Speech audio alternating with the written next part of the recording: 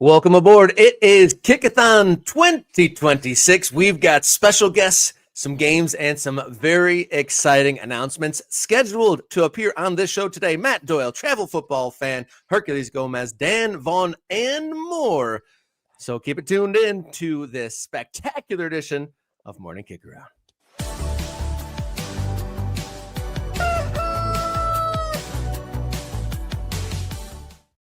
Hello and welcome to the show. You found your way to Morning Kickaround's Marathon Edition, Kick-a-Thon 2026. My name, Robert Kerr, local soccer guy, and to my side, my partner, as always, radio soccer guy, Jason Davis. How you doing? I'm good. Look how good I look in my Mountains to Sea FC jersey that my man Zach sent me. My wife gave me a compliment, said she liked the color on me, so it seemed perfect to wear on today's Kick-a-Thon right here on Morning Kick-Around as we celebrate the community that we're building, as we build to the next step of Morning Kick-Around, as we spend 3 hours talking to you about American soccer, talking to those great guests that you mentioned, and because it's a special occasion, comments on screen. If you're in the chat today, you'll be part of the show all show long. Rob, I mean, where do we start here? I know, again, we've got guests incoming, but where do we start here on our Kick-a-Thon extravaganza? All right, I think you teased it in the Morning Kick-Around Discord server. Let's start off with our big announcement for May 9th. We are super excited to discuss and let you guys know we will be on site for my first ever trip to the East Coast. We are headed to Pawtucket, Rhode Island for Rhode Island FC versus the Tampa Bay Rowdies, courtesy of Blackstone Valley Tourism Council and in partnership with Rhode Island FC. Your boys are on the road. Look at that. Look at how good we look in that picture, Rob. And then, yeah, Pawtucket, Rhode Island. Haven't been to Rhode Island myself. I've been to the East Coast many, many times. I live on the East Coast, so of course I've been here. I've been to Boston, spent some time there. But Rhode Island, man, that's one that has always escaped me. Now I got to go, a reason to go to Rhode Island, go to Pawtucket. I got a buddy who's from that area, from Rhode Island. He's already given me some food recommendations, Rob. We're going to do our show live from Centerville Bank Stadium for Rhode Island FC, Tampa Bay Rowdies on Saturday, May 9th. So I'm super thrilled about this. We'll be dotting our own map of live broadcasts around the country. This will be number 2. And who knows what we can do from here. So I'm excited for that. Yes, and that ties into why we are doing this Marathon Spectacular. We have 2 goals of fundraising here today. One, we want to hire some more staff, get some help, a social media manager, help us chop up videos and get out into the social media world. We've been doing our best with me, Jason, producer Jenny, to spread the word. And obviously our community has been doing a great job spreading the word of this program, but we might need a little help to take us to the next level. Yes. And then obviously the second pillar of this fundraiser is a travel fund. Rhode Island FC and the Blackstone Valley doing an awesome job, and so grateful for them to extend the invitation, bring us out there. But we need a little bit of fundage to raise our production level and to get us out there, and also to be able to choose future events to bring this show to. Yeah, we need a kit to travel with. We need cameras, we need microphones, we need that kind of stuff so we can keep spreading the gospel of soccer and going to these places and celebrating the culture of American soccer. I mean, that's what this is all about, right? That we want to celebrate the culture of American soccer, bring people together, and with your help, and that's what Kick-a-Thon is all about, with your help, raising some funds so we can get the proper camera, so we can get the right microphone, so we can get out there to do the videos that are part of the scene, right? We're going to be live from Centerville Bank Stadium on May 9th, but we also want to be in the Blackstone Valley. We want to be in Pawtucket. We want to maybe be in Providence even, getting a sense of soccer things that are happening there. So in the spirit of raising funds here on today's Kick-a-Thon, shout out to Mr. Bob. He's already, and he said that May 9th is his 71st birthday. Hey. So that would be an incredible way to celebrate. We'll have to shout out Mr. Bob when we're in Pawtucket. He's given us his $10 as he tends to do. I got Spencer in here already. Can't stay. Spencer dipped out, but he dropped in a $20 contribution. Zach, who again sent me this beautiful shirt for his club there in Carolina, Mountains to CFC, has gifted 5 memberships, what I know have already been scooped up. Our man Mike Thomas has already dropped 5 memberships as well. Shout out to Phil and Miketon. That's an old joke if you're a Best Soccer Show listener. So already it started. We're off to a running start. I'm excited. Yeah, working toward those initial goals. But before we talk about where we're setting that early fundraising bar, another huge announcement here for Morning Kickaround. The MK collection is now available. Our first run of merchandise launched late yesterday or during the day yesterday. The MK collection is here. If you want some Morning Kickaround merchandise, it is available. T-shirts, hoodies, and hoodless sweatshirts. We got 3 designs and then a 4th available. Wait, I'm sorry. Hoodless sweatshirts? Do people call them hoodless? That's incredible, Rob. That's incredible. I'm sorry. Well, crew neck is the term you're looking for. No, Rob. that's fine. Oh man, I'm gonna call them hoodless sweatshirts from now on. Hoodies have overtaken crew necks in the merchandise world, so it's without. We got to dot the map. These are maybe not in the it doesn't matter what order they're in. The dot the map hoodie. This is also available in a t-shirt, by the way. The dot the map, as you can see, the beautiful contiguous United States. Not that we're leaving out Alaska and Hawaii and of course Puerto Rico, which is a territory, and Guam and all this thing, but contiguous United States. Dot the map with our logo there. We got the straight up name t-shirt, Morning Kickaround. I like this color. I know we have black. I think you can buy various colors, so check out again all of this on the store. Right here on the YouTube channel, we got the Clank the Clanger shirt. The Clank the Clanger. Let's bring in the sound. There we go.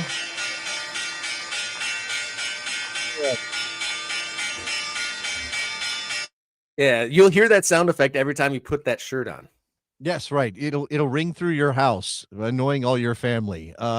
We are debating whether to clank the clanger that loudly every time we get a new club or a new member. We, of course, are dotting the map. And if we get members today, I know we've got some people that have scooped up those gift memberships. If you do become a member today, trust us, we will dot the map with your location later on in the program. That is our tradition here on Morning Kickaround. We tend to do that on Fridays, but I think today being a special day, we are going to dot the map today with people who become members. So Clank the Clanger, I think we've got this is a very special one. This is only available to Ultras. There's a special link. So once you become an Ultra, exclusive. If you want to buy this MK Ultra, people may ask you about your MK Ultra shirt. There are people in the know who know some history will be like, dude, what's up with your MK Ultra shirt? And you'll have to say, well, actually, it's a soccer thing. Don't worry about it. Don't think about it too hard. We're not talking about drugging people and trying to control their minds. We're talking about spreading soccer's love is what we're doing. Well, it's not here in the early stages of it, at least yet. We No. have that cultural grasp. But our initial goals to get this going, and we got a good jump on it already from our initial donations. We're going to set the bar for our initial fundraising goal at $100, and I think we're already $30 into that, if my math, or $29.99. Oh, all right! Wow, Jenny's doing the math. Current donation count $79.99. We're on our way to our first goal of $100 in our first 8 minutes here on this Kick-a-Thon episode of Morning Kickaround. Yeah. All right. So what else do we need to do here before we get into our guests? Because again, we've got just a murderer's row of incredible soccer people coming on the show. What else should we talk about, Rob?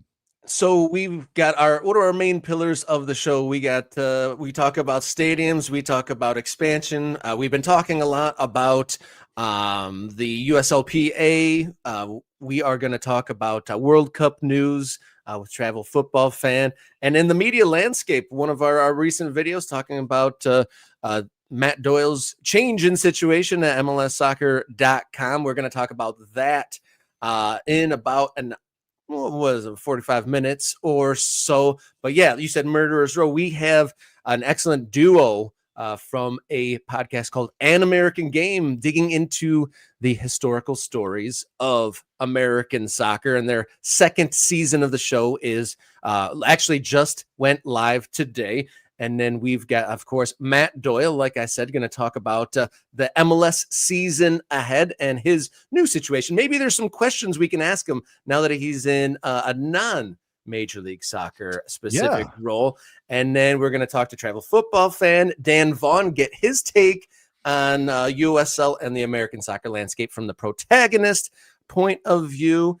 And then we're also going to play some games. So we're going to trial morning kick around Jeopardy. And so producer Jenny is going to do her best Alex Trebek type impersonation. And then we're going to put us on the spot. I've never been in a game show, and I've only ever played trivia a handful of times. So your guy, Rob, we'll see how he does on that. We might sneak in a couple extra games, and then we're going to maybe take a peek at some of the ideation going behind morning kick around kit. So I know a lot of our listeners like kits. You're going to let that cat out of the bag right now that we have designs for a potential morning kick around kit. Wow. Okay. Well, now you know what's coming later in the show. So do not go anywhere. I think we're going to be putting that maybe to a little bit of a public vote. I don't know that it'll be binding. Do we have a binding referendum, Rob? Or is it going to be more of a just say guide us into choosing the first ever morning kick around kit? Oh, we're sealing it in blood. That's how it works. All right. Look at that. I think we're up to, if we're not up past $100, we're pretty close. I know we've added a member in here as well. Shout out to Tim McDuff, who just became a member. Welcome to the Ultras, Tim. You're doing it right. You're part of the family now. We'll get you on the map. We'll get you access to the Discord. Remember, becoming an Ultra means being part of the community, getting priority comments on regular shows, and then also access to the Discord. There we go. Where you get to. It's a long clanger. That's the clanger's taking its space. I was afraid it was repeating. The clanger was taking its space. If you become a member, an Ultra member, you get access to the Discord, and that is a great community. There's a debate going on right now about the lower divisions of American soccer, but it's a good one. It's heated, but it's friendly. All right, see our guests already, Rob. Our first guest on the show. All right, to start our wonderful group of guests we have on the show, I am excited to welcome in Tom McCabe and Kirk Rudell from podcast called An American Game. Their second season of An American Game kicks off today, just published today, their first episode of season 2. Kirk is an Emmy-nominated and award-winning writer and producer, and Tom is an award-winning teacher at Notre Dame, a historian and filmmaker specializing in soccer history. Welcome, gentlemen. Thank you for joining us on Morning Kickaround. Thank you very much. Yeah, great to be here, guys. Hi, Tom. Hi, Kirk. Thank you for coming by. I don't think I've ever won any awards, so I'm feeling a little bit intimidated at the moment. But it's good to talk American soccer history. Second season of your podcast is out, and obviously, like, as somebody who's covered the game for a long time, you kind of get steeped in some history just through, experiencing the modern moment, because you kind of want to know what happened before. But I do think there's a lot of soccer people or new American soccer fans who maybe don't know how deep American soccer history is. So whichever one of you would like to start, give us a sense of what you cover on an American Game and what American soccer history is that maybe people don't know. Well, that history goes back 150 years. So it's century and a half. And Kirk and I like to think of ourselves as soccer guys, right? We grew up in places, where that was okay. It wasn't weird, but in a country where, we were very much outsiders. We had plenty of people over time telling us, we have no history. So I go and get a PhD eventually, start studying this stuff. And I find out not only do we have a history, it's rich and it's varied and it's long, but that we've, forgotten it. And that's kind of, how many of us have been watching a game in a bar, a Champions League game, and Brazilian guys next to me, and it's like, oh, that's cute that you think you like the game and you know something about it. And I'll go, actually the game was in New Jersey before it was in Brazil. And so there is, as Tom said, it's a much longer story than most people know. And we think it's fun to dig into it and to let U.S. soccer fans know that you're part of that story. And look, the story it mirrors the larger American story, right? It's wave after wave of immigrants come into this country with their dreams, and they bring the game with them. And I think celebrating those immigrant stories is also, Tom and I are descendants of immigrants, and we think it's an especially important bunch of stories to be telling right now. Yeah, I mean, obviously with the World Cup coming, it's a perfect time for people to learn about American soccer history. I think what one of the things that always strikes me about this, and having written on a lot on our current moment and how the past informs our current moment, people want us to be ready to win a World Cup. And I keep saying to them, that's nice, and I would love to win a World Cup too, but one issue we have is that we don't have a continuous history that has culturally pushed us forward in the way that it has Germany or Argentina or any of the major soccer playing countries. And so it feels like, and I guess maybe I'll throw this at you, Tom, that people presume we have to cede our soccer passion because our history is spotty. And spotty is probably not the right word. And I'm probably, being unfair to our history, but that issue of, we don't have one through line, a continuous league that lasted for 100 years or something, and therefore we don't have history. Those things are obviously not connected. Right. I mean, I would use words like disjointed or disconnected. But there are soccer towns that have had that continuous thread, literally thread. I mean, Kearney, New Jersey, we did a documentary on it. It's very close to where I grew up. As a kid, I'm driving into this kind of magical, mysterious, mythical soccer place, and it kind of seeped into my bones as a young kid. So there are places where it's been there, the whole time. But yes, you're right.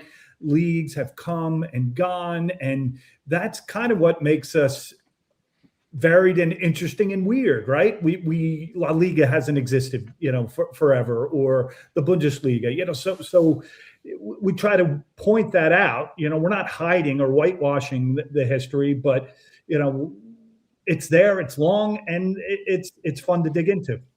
And Jason, to your point, we like to think of soccer history in the U.S. as roughly 150 years in roughly 3 chapters. So the first 50 years, people were coming over with the game. They're working in mills. They're cutting timber in the Pacific Northwest. They're cutting stone down in Atlanta, and they're building leagues. And in the 1920s, the league, the American Soccer League, was one of the biggest in the world. And we were actually paying players more money to play here because the economy was doing so well. So English guys were sneaking over the Canadian border Right. to come play in the US because they could make twice as much money here. And then you get and we played in the first World Cup in 1930, and we came in third, which was actually a pretty big accomplishment. And then Great Depression, you get the isolationism in the 30s, and then we hit the second chapter that was pretty bleak, right? Soccer kind of retreated back to those little enclaves of immigrants like Kearney. And then you got the third chapter, which is the one we're in now. And what we like to kind of say is that we've got this long history, but a lot of people think our history started in the chapter we're in now. Alexi Lawless will tell you, hey, we started 1994. That was the beginning when I was there. and Don Garber will basically say MLS, that's the beginning of US soccer. And what we like to point out is, sure, it's boomed again, but that second chapter was so bleak that we've all forgotten the first one. And so we end up making a lot of them same mistakes that we made the first time. You see them out there. And so telling those old stories, they're interesting people. One of the greatest goalkeepers in US soccer history, Denny Shea, played in the 1890s. Tom's an Arsenal guy. Arsenal wanted to sign him. We've got really cool figures from way back when. And so telling people about them, we don't have that continuous stream, but we've got people we can be proud of. And we don't have to apologize for that or be embarrassed by it. Right. And we would just own it and, move on. People love to take digs at us, soccer, you invented that word, and, it's football. But no, the Brits invented it, so we like to arm our, I'm not going to call them students, but we like to, arm our listeners with, some of the repartee, the back and forth, some of the truth, Yeah. If you're a U.S. yeah, soccer behind fan, it. what are you rooting for? Basically, what are you rooting for? And what we're saying is, you can root for, you can be proud of your history. You're a part of it. No matter when you came here, you've come to a country with some soccer history. So here's some stuff to be proud of. And then with the World Cup coming, and and the U.S. being doing everything possible to be a kind of miserable host, what can we be excited about? What can we root for? What can we be proud of? yeah. And that's hopefully what we're doing this season. There's a couple things about this project that I really like. I'm glad that you're shedding light on these American history stories. Like you said, so many people don't know about that old initial chapter, and the fact that those themes are reoccurring. Part of one of our themes on this show is American soccer is weird. I'm glad you're dipping into that in a very educational, or maybe not necessarily educational, but an educated approach to it. An earnest way. Don't treat it like, well, we I do think that it's okay for American soccer fans to make fun of American soccer, because there are things that are quote unquote weird Sure. about it, although weird is relative, and I don't want to get into any of that. But yeah, that what Rob is saying is that you guys are obviously attacking this from, we have a history, we should celebrate it. I know one thing that has come up recently. I know we got some very interesting questions in the chat, which I may throw at you guys. Fire away. Yeah. But obviously, one thing that's come up is with the World Cup coming and sharing hosting duties with Canada and Mexico. I think it'd be interesting to know how soccer has kind of crossed those borders in the history of the game in this part of the world. Well, historically, very fluid, right? I mean, there's all sorts of border crossing with our northern friends going back into, the 1870s, 1880s, right? A good friend of mine, Ed Farnsworth out of Philadelphia, has documented hundreds of crossings, clubs, pseudo-national teams. So it goes way back. Back and forth over, the southern border is going to happen later, right? In the 20s and 30s, Atalanta is coming, and visiting, teams are going to Mexico. We actually explore this in the episode 1 of season 2, along kind of the national teams in particular, US, Mexico, and Canada. But much longer history. If we're talking U.S. and Mexico, we all know Dos a Cero, right? We all know the more recent history, and there's plenty to dig into there. But the U.S. and Mexican national teams both played in the first World Cup in 1930, and they shared a steamship down to Uruguay together. And they spent a couple weeks. They spent a couple weeks on the boat partying. There's like the tradition when you cross the equator where they all got dressed up, they're drinking, they're working out. And so to us, if you're looking at like, what's the context for U.S. versus Mexico, I want to put that in the mix. I want that in the picture. And when we're telling that story, it helps that there's a historian friend of Tom's named James Brown, whose grandfather was one of the U.S. guys on that boat. So when we're telling that story, we've got photos from his grandfather and diaries and diaries from his dad playing with the U.S. in 1957 down in Mexico. U.S. versus Mexico was a World Cup qualifier, and he went out, didn't speak Spanish, was in a bar with the other players. No one there could speak English. Everyone's trying to figure out how to buy each other drinks, and so it was like, again, that's not getting batteries thrown at you at the Azteca. And people will say, well, yeah, because the U.S. team wasn't a serious team back then, and the rivalry wasn't as heated, but it is part of when you're talking cross-border and the way that we've sort of been with each other as countries. That's part of the history. Your podcast, An American a Game, you have an academic approach, obviously, but you guys have some fun with it in the way you deliver it. You guys obviously have a great rapport. You were college teammates back in the day as well. And in the first season, you uncover some history that I didn't know. And a part of the appreciation is you're documenting it and getting things solid, because there's articles here and there, but you're getting kind of consolidating these stories in one place. Episode 1, you talk about a character called Thomas Bullets Cahill, which is a whole chapter of history that I'd never heard of. How did you find all that? Well, there is a chapter literally in one of David Wangeren's books called Bullets. And even David didn't know why he was called that. He speculated it was, because he was tough, or maybe there was some gunplay involved. So I did the dirty work that we historians like to do. I put Tom Cahill's name in a search engine. I'm just keep searching. I get back to 1900. It's that like hundreds, thousands of hits. And I find Cahill shot by father-in-law. And I'm like, what? This guy was shot over a domestic dispute by his father-in-law. And he don't know. Yeah. Cahill is known as the father of American soccer. So he was this legend from that first chapter that we've kind of forgotten about. He was a tough child of Irish immigrants who grew up in St. Louis and ended up basically growing the game, creating leagues, creating a national team. But yeah, his descendants today thought he was nicknamed Bullets because he was just kind of a tough guy.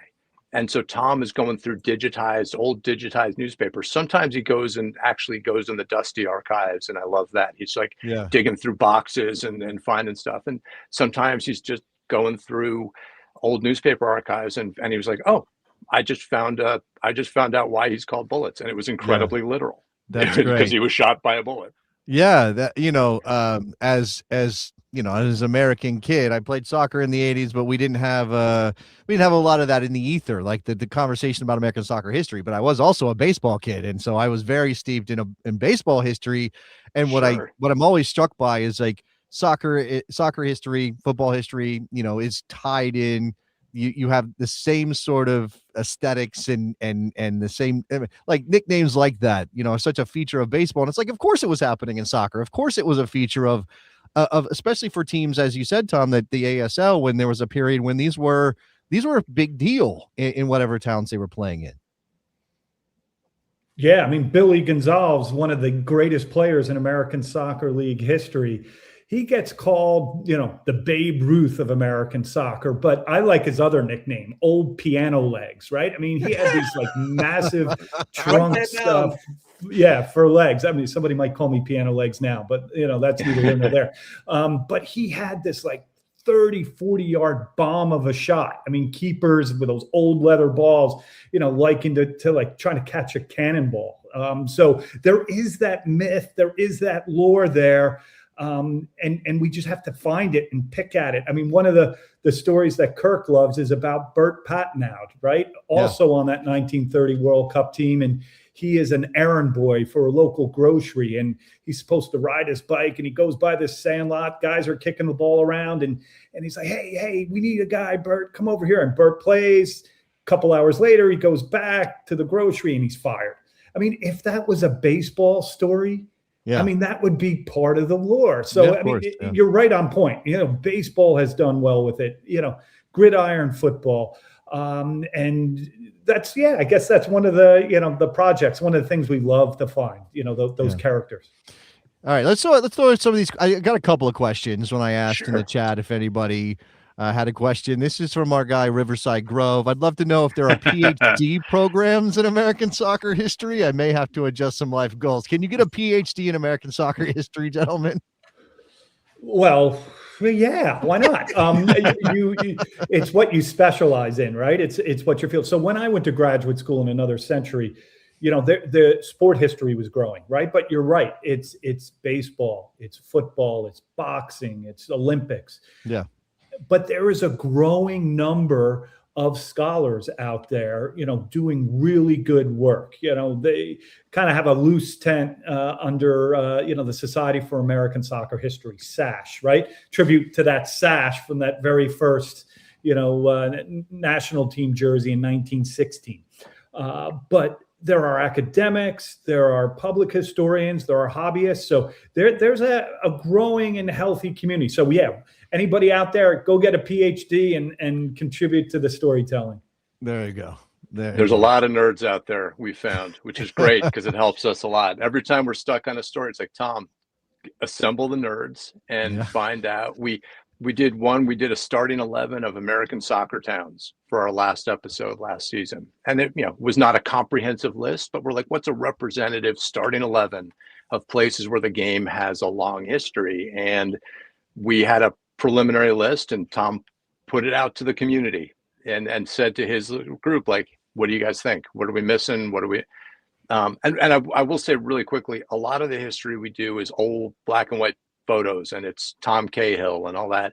And some of it is we did one on the first women's national team in 1985, who are starting to really push for some recognition now, which they deserve, because they went to play in the Mundialito over in Italy.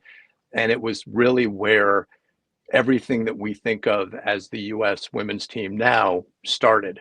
And so, but for me, and I'm very deep into women's soccer. My daughter plays in college right now. I helped start a youth team out in California. I had no knowledge of the 85 team, and I was there for that. So I think some of it is also, it's history that it's not that old. We were here for it. You guys were talking about Detmar Kramer last week, who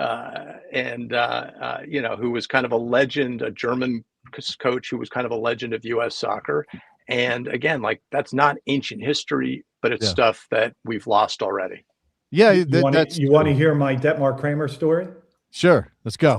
Yeah. So this comes from Manfred Schellscheit, the first A-licensed coach in U.S. soccer history, also German.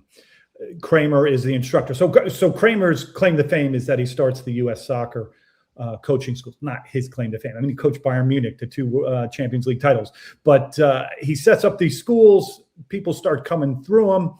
And Manfred's student number 1, right? He has an A license, number 1 on it. So Kramer now is using him in the other coaching schools. Kramer is down in Houston. He's the current national team coach, and he's running a coaching school. And he invites Manfred down. Come, help me. But he really wanted to ask him, hey, I just got an offer from Bayern Munich. Can I leave? And then Manfred says, do you have a contract? He goes, yeah, I've got a contract, but I never signed it. It didn't have a wet signature on it. Ooh. So Manfred says, go coach Bayern Munich. And they were in the hotel room, like sharing a bed, because U.S. soccer is so cheap, and they forgot to get the the wet signature. And U.S. soccer tried to sue him for $10 million, but when they produced the document with no signature, case thrown out. Wow! So he went to go coach Bayern Munich, and won 2 Champions League titles. So when we're talking about Pochettino coaching now and however much money he's making, and is he going to go to Tottenham or not, or what are we doing? Not that long ago, we had a guy who didn't even have a signed contract who was technically coaching the U.S. national team. And then shortly after, he was replaced for a year by a New Jersey high school coach. Yeah, that's where we were back then. That's right. That's from my hometown, Mr. C, Gene Chisowitz. Yeah. Wow. Yeah, that's quite the sidestep in a status of the coaches. And I've seen a couple chats asking this question, and kind of something I had in the episodes that I listened to. The old themes that we see now, people see a little bit of success, some international tours from overseas teams, see a crowd, and then people kind of try to jump on those bandwagons. And then there's the alphabet soup of all the different organizations that all had overlapping purviews and whatnot. Of the stories that you've uncovered so far, season 2 debuting today, but so far in your work on your program, what is something that you uncovered doing this show that kind of informs us of what's going on now? You might have stumped him, Rob. I will tell you one quick Cahill thing, and maybe this sums, and not one thing that Cahill used to talk about in the 20s is, if we're going to grow this game, we need soccer-specific stadiums. We can't keep playing in baseball stadiums. Yeah. And so which was when I heard about, and then his other thing was, we need kids to play the game in school. That's where the game's going to grow from. When Tom and I were doing the documentary on Soccer Town USA, which has informed some of this podcast as well, everyone back in Kearney in the 80s was playing pickup all the time. Yeah. And win or go home pickup in Harrison, New Jersey, in a place called the Courts. And so when the U.S. gets knocked out in Trinidad and Tobago a few years ago, and everyone's like, and Taylor Twellman's going, what's wrong with U.S. soccer? We need to play pickup. We need win or go home stakes. And everyone in the pro leagues is going, we need soccer specific stadiums. I think that one of the things that we've uncovered is, man, we've asked all these questions before. We've solved all these questions before. Yeah. And so I think that what's been really interesting digging out is, yeah, we've had these art. If we just get in touch with our history a little bit, maybe we can, like, the answers are there. And how do we put a good national team together? How do you build a new program? How do we get a team on the field that's going to win? We've answered some of those questions. They're in the past. We just lost track of them. Yeah, and the other thing I would add there is that, it was very top down, right? You'd have your senior teams, your pro teams, and then you'd have some junior teams. Like, the youngest was kind of like under 18. And then you'd have some rec stuff. This is going back 100 years ago. It's then when the NASL and the growth of the suburban soccer boom, my generation, right? The Pele generation, when that meets professional soccer, I think it sets up this last 50 years, right? So it's always been the development question. How do we get kids hooked on this game, right? Yeah. And, Manfred Schoscheit, who I just mentioned, is a mentor, right? He goes, it's about a kid and the ball. It's that very special relationship, right? That starts just you and a ball trying to figure it out. Then you and someone else, then 2v2, 4, and then we build the building blocks. And then, the ultimate is to play in a World Cup, right? If that's the measure. And we're better at that than we've ever been. Before we let you guys go, I saw a couple of people say, "Where can we find your stuff?" And what is this, a website? It's we mentioned the podcast. It is a podcast, an American Game, as you can see in Kurt's lower third there. You go. It's available wherever. Yeah. Go ahead, Kirk. Sell it. The podcast, American Game, is wherever you get your podcasts, right? So wherever you like to listen to them, you can find it there under an American Game. And then we do all that through a little thing we call Soccertown Media. And so there's a Soccertown Media website that's got links to our videos, Soccertown USA, and a documentary about Manfred Schoscheit, who we were just talking about. Well, Kirk and Tom, thank you so much. Yeah. Thank you so much for joining us. One more thing, and this is for me as much as it is for our listeners. You guys got a reading list? You got a bibliography somewhere? Do I have a list of things I can dive? I've got the NASL book from a couple years ago. I got some other things, but I need more American soccer history. And you got a flight to Rhode Island you got to fill up. I do. That's By the way, right. Well, I was there last season. It is a fantastic place. That team is doing some for great stuff, and it's a beautiful place to watch a game. Yeah, and the region, that's the Fall River region, right? Which has a deep American soccer history. Deep history. Yeah. Big rivalry between Pawtucket and Fall River. So, perfect. Yeah. We'll send you a reading list. Tom will send you a reading list. The professor will get on it. But I'd love to call it the intersection of history and Hollywood. So it's history, but entertaining. Awesome. That's great. Thank you, guys. Guys, we love what you're doing. Thanks for having us on. Thank you, guys. Thank you so much. Thank you for sharing some stories and your program. And everyone out there in the chat, once our marathon session is over here today, check out An American Game Season 2 dropped today. Thank you, gentlemen, for joining us here on Morning Kickaround. Thank you, guys.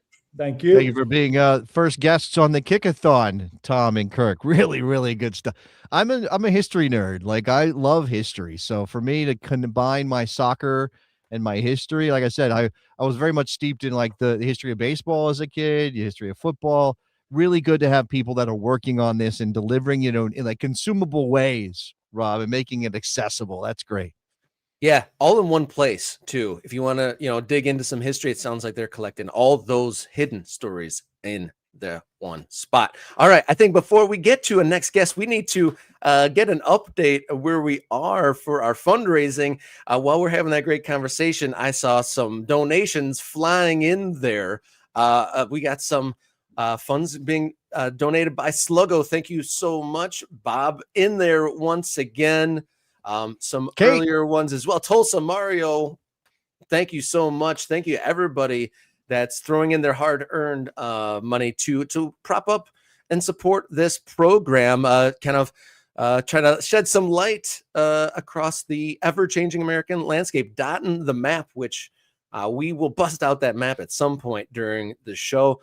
Another donation. Wait, hold on. Do you want to take a look at the map right now? I mean, I know the donations are flying in from some of the ultras. Shout out to Armando, who just dropped $10. That's amazing. Thank you very much, Armando.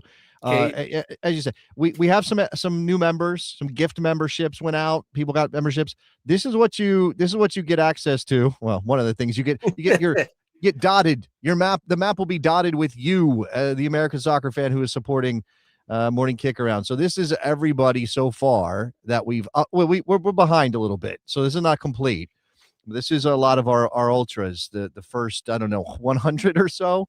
And obviously, we love you no matter where you are. But if you happen to live in Montana or the Dakotas, Wyoming, Nebraska, Colorado, Utah, maybe Texas, I still think we're missing Texas somehow. Step up and become a member. So I think we actually did get a Texas. One of the ones that we will get to a dot in Texas later on when we dot those. But there is one from Texas in there. Okay. We now, need I more know Chicago people. Our next guest is on his way, not quite here yet. So we have a little bit of a breather. Rob, we've hit our first goal of $100. We're closing in on $200. Then we got to set the goal to $5. Like we can do $5, right? $500. We can do that to push Morning Kick-Around forward. But I think because we hit our first goal, don't we owe people something? Like are we gonna do a pronunciation, or we're gonna save it for later? What are we doing with that? I don't know. Let's let Jenny figure out what word. We'll do a pronunciation because we're doing really great on these goals. New goal 500. We'll update that goal. So awesome start to the show. We'll get a pronunciation ready, but we should also, for anyone that logged in late, the MK merch store is open. So we should throw that out there. A lot coming at you. And also, so while Jason loads up the merch store, we're also announced that in May 9th, we're going to be going out to New England. We're going to Pawtucket, Rhode Island FC, and the Blackstone Valley is bringing us out. Morning Kick-Around on tour. Yeah. Chapter 2 is set for the spring. I promised Jenny, you guys are going to get a little bit behind the scenes here. I promised Jenny I would stop being type A control freak and not do the graphics, that she is in charge of all of that. She is the producer of the show. So Jenny, there's the graphic for the Morning Kick-Around, the live show in Pawtucket, Rhode Island on Saturday, May 9th. Look, if you're in New England, this is a perfect opportunity to meet up and hang out. And we're going to be there. We're going to be exploring the Blackstone Valley. They're bringing us out. We're going to be doing our live show from Centerville Bank Stadium in Pawtucket. But this is also an opportunity to meet some ultras and do some things in the region. So come out, support us, hang out, meet other ultras. That would be an incredible opportunity to do that. And as you mentioned, the merch store is open. So let's say you're like, I want to support the guys, but I'd like to get something for my money. The merch store is where you go and do that, right, Rob? You go buy a shirt, a jersey. Sorry, not a jersey, not yet. Oh. A shirt. I'm sorry. Again, a hoodless sweatshirt. Is that what it is? It's a hoodless sweatshirt. Jenny, can we throw up the store on the screen so people can see the hoodless sweatshirt options? There are those. It's a sweatshirt without a hood. What can I say, man? No, you are technically correct, which is the best kind of correct. All right. So thank you very much for that. Crew necks or hoodless sweatshirts, because sometimes you want a sweatshirt without a hood on it. There's also t-shirts. We have the name shirt, which is basically just the logo. Let me slide through here. That's Dot the Map. That's a hoodie that's also available on a t-shirt. Morning Kick-Around, logo, name, support us that way. Clank the Clanger. That's what we do when we celebrate a new team landing somewhere in American soccer. I mean, we dot the map once they're playing games and we're pretty sure they're going to be hitting the field as a competitive enterprise. We clank the clanger when we're hearing word that there could be a team coming to a new town in America. So support us through those mechanisms as well. One of our dear MK Ultras that's been a big supporter and a big contributor to these live shows, he has a request, and I think he's right. He's wise, that Riverside Grove. Each goal probably deserves a clanger. So if we could bring that in, we broke through that first $100 goal without any much of a sweat, thanks to you guys. So if we have the clanger, we'd love to hear that as we reset our goal for $500. For $500. Now, okay. So Armando has given us $5 and given us a word to pronounce. Do we want to try Armando's May I get the country of origin, please? Is this a real word, Armando? Are you messing with us? Is this real? I don't. Okay. All right, Rob, you want to take a shot first? Okay. Without the country of origin, this is a blind pronunciation. Thank you, Armando, for And we have no idea where adding this this. comes from. Yeah. Pejikok. Okay. Pejikok is my attempt. This is a town in upstate New York. It is. It does exist. Okay. Okay. I'm going to say Scatty Coke is what I'm going to say. I'm going to say Scatty Coke. I think the G and the H, those are red herrings. Those are trying to mess with me. I'm saying Scatty Coke. I don't know if we're right. We're going to have to find out from Armando who came closest. Okay, so I'm on the Wikipedia page here of I gotta go with Scatty Coke. Okay. Based on the Look, Wikipedia pronunciation. give Hey, me my there we go. flowers.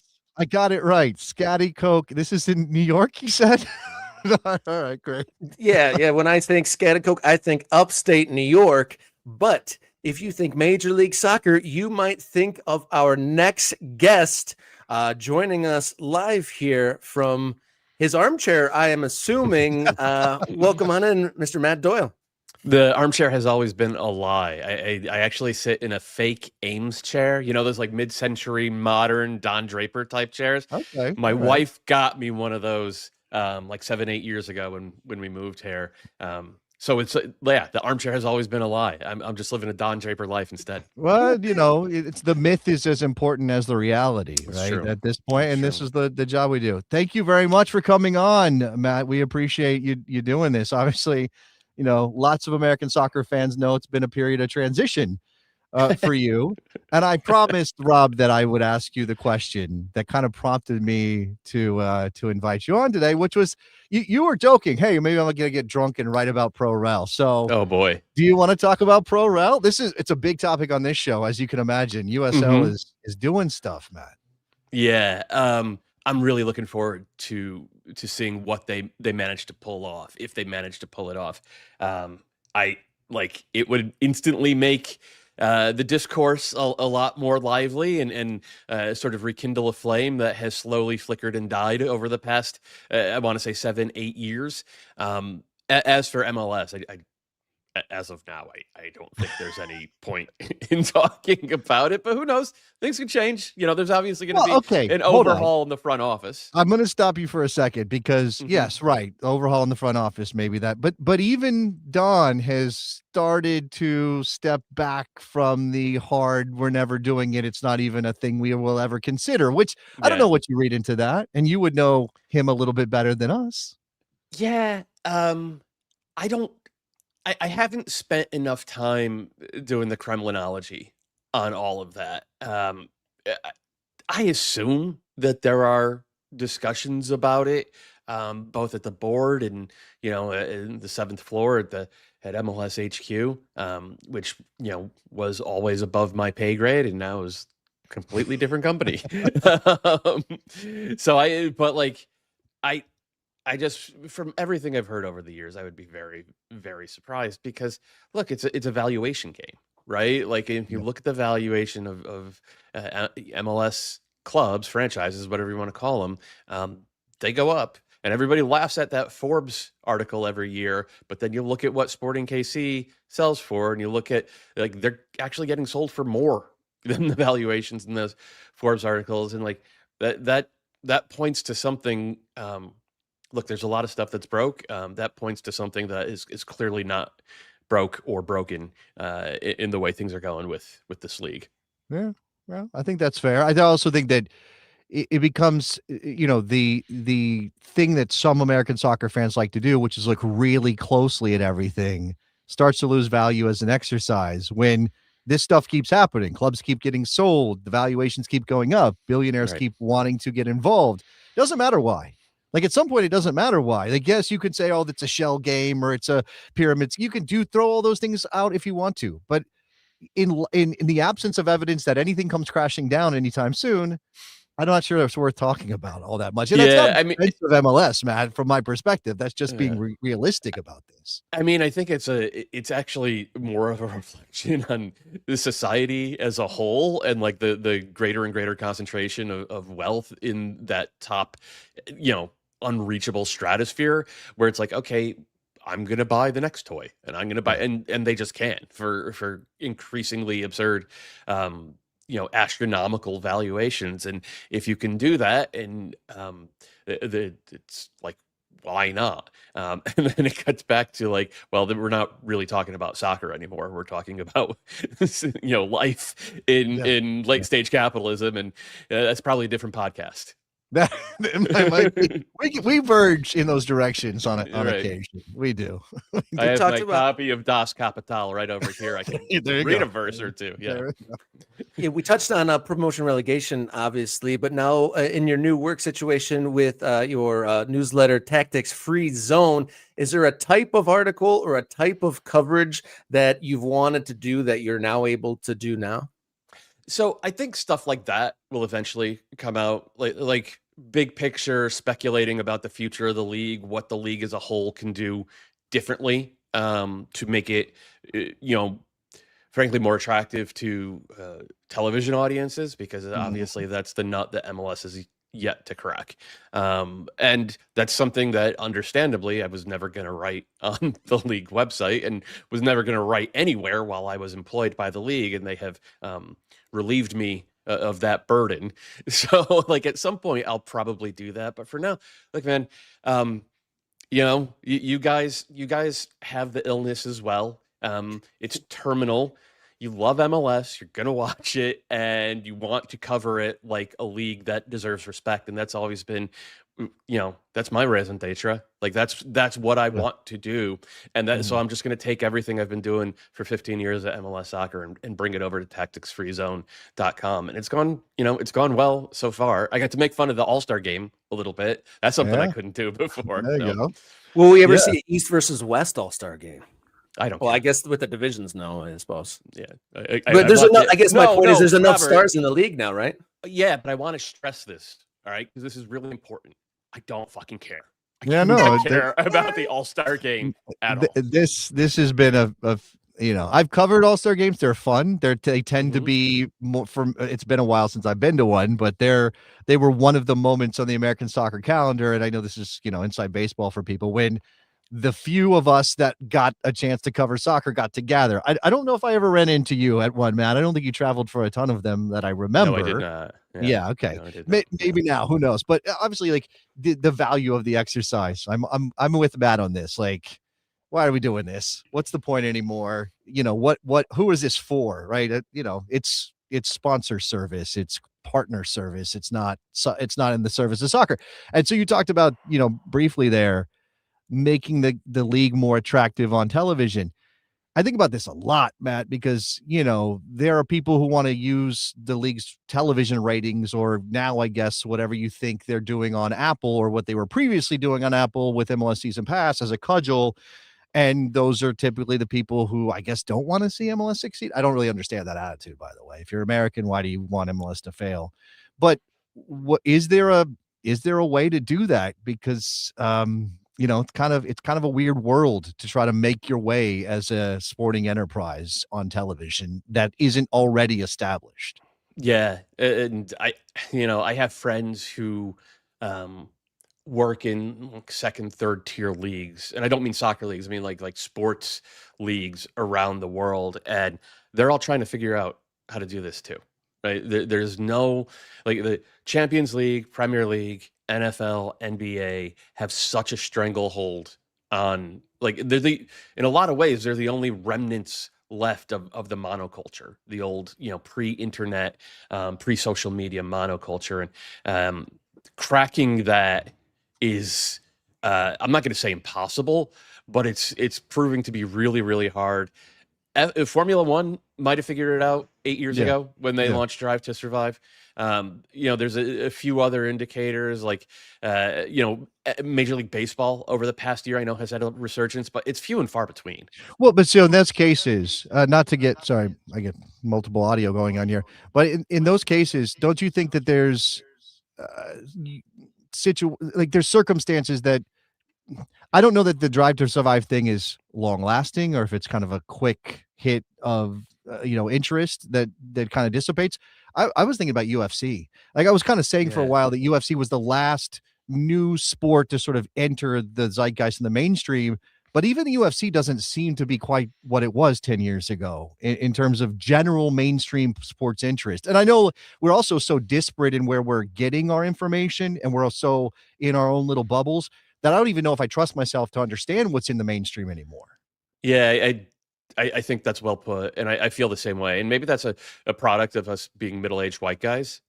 You know, Yeah, like we're not we're not finger on the pulse types, I guess. But no, I feel the same way about But we have the money, UFC. Matt. I mean, Yeah. well, some of us do. We're the ones that drive all the sponsors. Let's be honest about that. Right. You know, NASCAR came and went, kind of, and like I guess they're bouncing back a little bit, but it's not what it was. It's there's no path, you know, there's no clear path, and it's going to be a lot of trial and error. And I know that people have their thoughts about where MLS has come down on the trial or the error part of it regarding the Apple TV partnership. Right. Yeah. Yeah, so with a couple minutes left with you and only a couple days until the Major League Soccer regular season kicks off, obviously there's the front runners, the Inter Miami's the reigning champions, and the LAFC's obviously pushing forward. What are some of the teams or storylines that we should keep an eye out for as the last season under the current calendar begins? Yeah, I think you mentioned the two of the teams that are going to kind of run away with it this year in Inter Miami and LAFC. The other team that I kind of have in that tier is Vancouver, who were excellent last year. I mean, they got a full year of Thomas Mueller, and hopefully fewer injuries. I guess I should plug my newsletter. I have my annual Tiers of MLS column coming out tomorrow on tacticsfreezone.com. Yay. Yeah. It's that, but it's, I mean, honestly, there aren't the big grabby stories beyond that. It's like, oh, did this team improve incrementally? Can Bruce Arena fix the Quakes? Can Tata Martino fix Atlanta United? There hasn't been as much storytelling around the rest of this stuff. And so it's, I'm not going to say barren. I think it's just a little bit harder to follow. And it's not helped by the fact that so few of the preseason games were actually streamed anywhere. I don't have, I'm picking the brains of people I know around like the Colorado Rapids right now. As soon as I'm done with this, I'm going back to writing about the Colorado Rapids, and like I'm fighting to find clips and to find, firsthand accounts and all of that. Doesn't help that their head coach is 29 years old or whatever. Yeah, right. No resume. That's the thing. Like, well, I mean, a resume to get him this job, but can I ask you? So in that vein, and now, you and I have had a little back and forth behind the scenes where I said, my lane got shifted, and because I used to be very focused on MLS, and I haven't been able to do that in a couple of years, and I would like to this year. I've already got my Apple TV subscription. I'm ready to go. I'm gonna get my subscription to Tactics Free Zone and stay informed. Can Chicago be relevant? I mean, we're talking about their stadium on this show a lot because that's so exciting, and that's I don't want that to be the only story around Chicago, though. Yeah. I think Greg Berhalter is doing good work to sort of rebuild that whole organization, which it needed. And he's fast-tracked some kids through the academy, sold Brian Gutierrez and all that. Might get Lewandowski this summer. I would frankly be surprised if they didn't. So like that's going to be a story. But it still feels like they're trying to unwind 15 or 18 years of really bad work over the course of 18 months. And that's really, really hard anywhere. So they're going to be a good team. I think they're going to be less gappy than they were last year. Like they're going to be more defensively solid. They went out and got that Swedish midfielder specifically for that job. But maybe a little bit less fun, maybe a little bit less attacking punch. And that's probably the right trade-off to make, even though you maybe knock them down your league pass rankings a little bit. Yeah. Man, as far 30 as teams. Ugh, so tough. I don't know how you're doing this, Matt. Come on. I have no other hobbies. Come on. All right. what's the tipping point in the Vancouver situation? When is enough and MLS moves on from there? I honestly have no insight into that. My guess, it feels like all these announcements are them negotiating with the city in public. And I'm hoping that, because look, I'm a Hartford Whalers fan, and 30 years and my heart is still broken. Like, you don't get over losing your team, seeing your team moved out of town. And I hope that Caps fans have already been through it once with the Grizzlies in the NBA 25 years ago, and I'm hoping they don't have to suffer through that again. Yeah. All right. Matt, thank you so much for spending some time with us. Yeah, everybody go subscribe to Tactics Free Zone, support Matt now that he is independent. Obviously, we should mention Kickback Media and Soccer Wise and the whole family over there, where Matt's part of that crew now. Thank you, Matt. Working hard, just like you guys. Thanks, guys, for having me on. Yeah, thank you, Matt. Appreciate it. Matt Doyle, really good stuff. Thank you so much. Awesome stuff there, Matt Doyle, knocking it out of the park for us here on Morning Kickaround. And during that interview, plenty of great comments and continued donations here to our Kick-a-Thon 2026. Thank you to everyone who's chipping in and keeping the momentum going. We have 16 new members. So our first goal for new members on today's show was 20. So we are getting close to that, and current donation count, holy smokes, 313.85. We already crushed our first goal of 100, and then our second goal is 500, and we are ticking on up to that. Yeah, hey, you guys are killing it. Thank you so much for all your support. I think we are off to a good start. That's an hour of the show, right, that we've done now. We got 2 hours to go. We're on the verge of talking World Cup here in just a couple of minutes, I think, is the schedule, Rob. Is that the schedule that we're talking World Cup coming up shortly? Yeah, we're talking World Cup with Travel Football Fan in just a few moments. And then later on in the show, we're going to have Jeopardy. Oh, my God. Jeopardy. Did you forget? No. I do believe that Soccer Zombie Tom Franklin is going to play with us later in the show. So I believe Tom will be here to play some Soccer Jeopardy. So if you like your content creators challenging one another in soccer trivia with Jenny as our host, get ready for that. We still have to tease the first ever MK Ultra Morning Kick-Around kit. We are working on the design. We're going to ask you for some feedback on design, Rob, right? That's the plan. Yep. Another opportunity for us to promote the fact that we're going to be in Pawtucket, Rhode Island on May 9th. Doing a live show, doing our show from the stadium, Centerville Bank Stadium in Pawtucket, Rhode Island. I know that we've got a new member from Pawtucket. Where's my guy from Pawtucket? I got to scroll back. You guys are killing it in the chat, doing such a good job and helping us out. And I think somebody's in the Discord with their mention of Pawtucket, so we can dot the map with Pawtucket. That's very cool. So we got that. So yeah. Anyway, just to keep this going. Keep telling you guys what we've got coming up, because lots of things are happening on this show, and then obviously we've got lots of things happening around the show as well. I think this is obviously a good opportunity here while we wait for our friend Travel Football Fan to join the program to mention that Rob and I are currently in negotiations with our schedules and each other about bonus content happening on non-show days. So that would be Tuesday and Thursday. We could be making some fun stuff for you.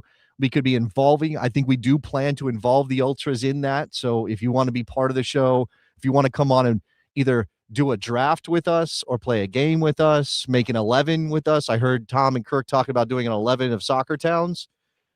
Picking an 11 of any American soccer topic sounds very fun. We've got badges. We've got new clubs popping up, names, various stories that are happening across American soccer. We're going to do rendering ratings that are maybe going to be in a draft or rating style that we don't do on the regular show. So if you become an Ultra, you get access to all that stuff.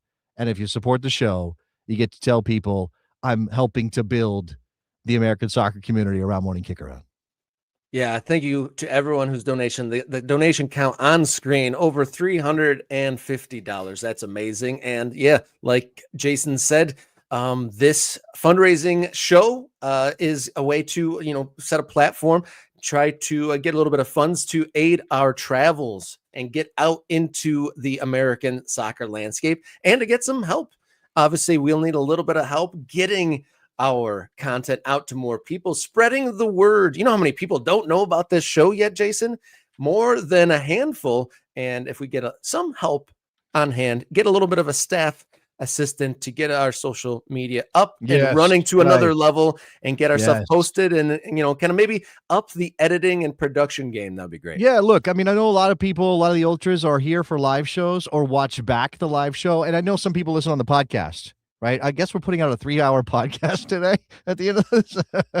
I look forward to that. Some of this is visual, so sorry to the podcast family. But on Spotify, they've got the video now. That's true. You can watch the video on Spotify. We do post it over there.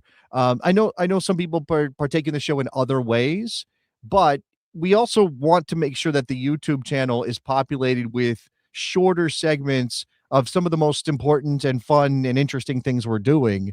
And honestly, that's a level of man hours that sometimes gets away from us. I mean, we both have families and jobs and beyond that. And obviously we would love to make this our main thing, but we're still in the early stages. So this is about that part of lifting us up so we can get to that next level. So more time goes into that and we can hire somebody to help put those things out there so we can, get more viewership on the YouTube channel, continue to grow. I mean, I have ideas. Like I have a whole brain full of soccer content ideas, broadcast ideas, bringing in new shows under our umbrella, creating networks of things to help American soccer grow. Like I want to do all that stuff. And this is the early stages of hopefully getting there. All right, so I've been presented. Thank you, John, for the donation there, and I've been given probably the easiest assignment for my pronunciation challenge to this date. I think he wants me to say "soccer" there. So like there you go. Is that how you say it? Soccer. Enjoy your soccer. I don't know if that's the way to say it, but as our guest earlier in the show said, it was the posh English that brought the word soccer in, so we can say it with pride. We all enjoy our soccer. Luke, thank you for donating. You are helping us get to our goals, already to our second goal already. But we should also let you guys know. So we talked about, obviously our goals. We talked about kind of what we are trying to do with the show with a little help from our friends. We are going to Pawtucket and Rhode Island in May, but we also have MK Collection. Oh, I switched it up on you. That's the trip to Rhode Island. But I was going to say we have a merch store. So if you're looking at our channel, see, look, there's a tab. There's home, videos, shorts, and all that. And if you go all the way to the right, that is our store. We have 3 designs that can go on sweatshirts without or with hoods, t-shirts, and then MK Ultras. No. You can't back away from what you can't change it now. It remains hoodless sweatshirts. That's what they're called now, and that's what they will always be called, hoodless sweatshirts. Yeah, I like a good hoodless sweatshirt sometimes, especially if you're trying to layer up. You don't have like the crumpled hood behind you. You want that hoodless sweatshirt look. You do. And yeah, MK Ultras, there's you might be bothered. Your neck area might be sensitive, and you just want to sweat. You want the warmth of a sweatshirt. You want the comfort of that sweatshirt material, but you don't want that thing hanging on your neck and dragging you backwards. So you need a hoodless sweatshirt is what you need. Yeah, I think the historical sweatshirt wearers know them before the hoodie is crew neck, apparently. Sure, but, sure. That's one way to say it, but we know that you've come up with a better way to say it, Rob. So. Hoodless sweatshirts amongst the offerings at the Morning Kickaround store. That is via Fourth Wall, so you can go there directly to see our storefront as well. Morning Kickaround, you can also donate over on co/fi.com/morning kickaround, and there it's really easy to donate on YouTube. Obviously just one click, but if you navigate over to there, the rates for the more of the donation comes directly to us through Ko-Fi. So if you are willing to take that extra step and go over to co-fi/morning kickaround, please do so. And then apparently I'm being corrected on a pronunciation for our destination on May 9th. It's Pawtucket, according to Tim. No, that's not what he's saying. He's not saying it's Pawtucket. He's saying it's Pawtucket. He's not saying it's not Pawtucket. And I may have been saying Pawtucket. He's saying it's Pawtucket is what he's saying. Of course. Not Pete Tucket. You don't Pete even talk Tucket the would be all great. part. That would be great if it was Pete Tucket, though. Just You know, walk go around on it. Go to P-Town, my bros. Well, I You know. think P-Town is actually probably more Providence, but I don't know. Actually, I can't remember my New England town nickname. So if I'm wrong about that, I see somebody got this is very funny from like Paschetti. And then we got somebody who Aaron picked up a hoodless sweatshirt, which is the rage. All the rage. All the kids are picking up hoodless All the rage. sweatshirts. I also want to love it. shout out our man Brad in Mississippi, who said he had trouble giving us money through the YouTube channel, so he did it through the store page. And by the way, if you go, I don't think it's through YouTube. I don't actually know it works, but if you go to the actual store on Fourth Wall, on that website, there is an option to donate to the show as well, to donate to us without buying a shirt. I don't know why you would do that. Get your hands on a hoodless Get something sweatshirt. for yourself. Get something for yourself. Get something nice for yourself. You deserve it. But you could donate through that. And of course, we've been encouraged people to go to ko-fi.com, ko-fi.com/morning kickaround, just in terms of the percentage that people take. That is the best one for us. So if you want to give us money with no strings attached, probably Ko-fi coffee is the best place to go. I don't know why it looks like that. Why it looks like that on the screen. We got some issues with It's because of StreamYard. the comments on the screen there. Ah, that's right. It's pushing it to the side. So anyway, there you go. I want to really quick shout out Alan B, Ken, aka Metafortune, David Herx, and Kate for their donations on Ko-fi just this morning. That's the main reason I popped in here. So thank you to those 4 donations over.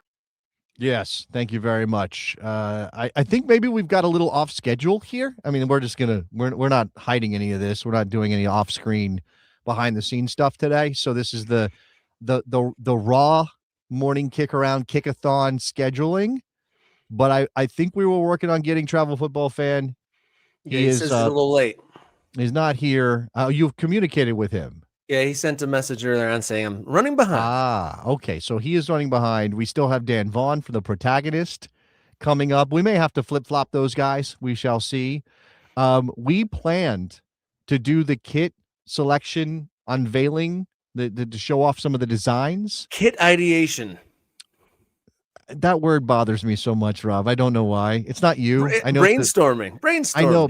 Was ideation a word until about 20 years ago? Like, is that something people were saying? I don't know. I guess I've spent too many times in corporate Zoom meetings, and I've just ingested it, and now it's a part of my vocabulary. But yeah, sure. Let's get to the fun thing.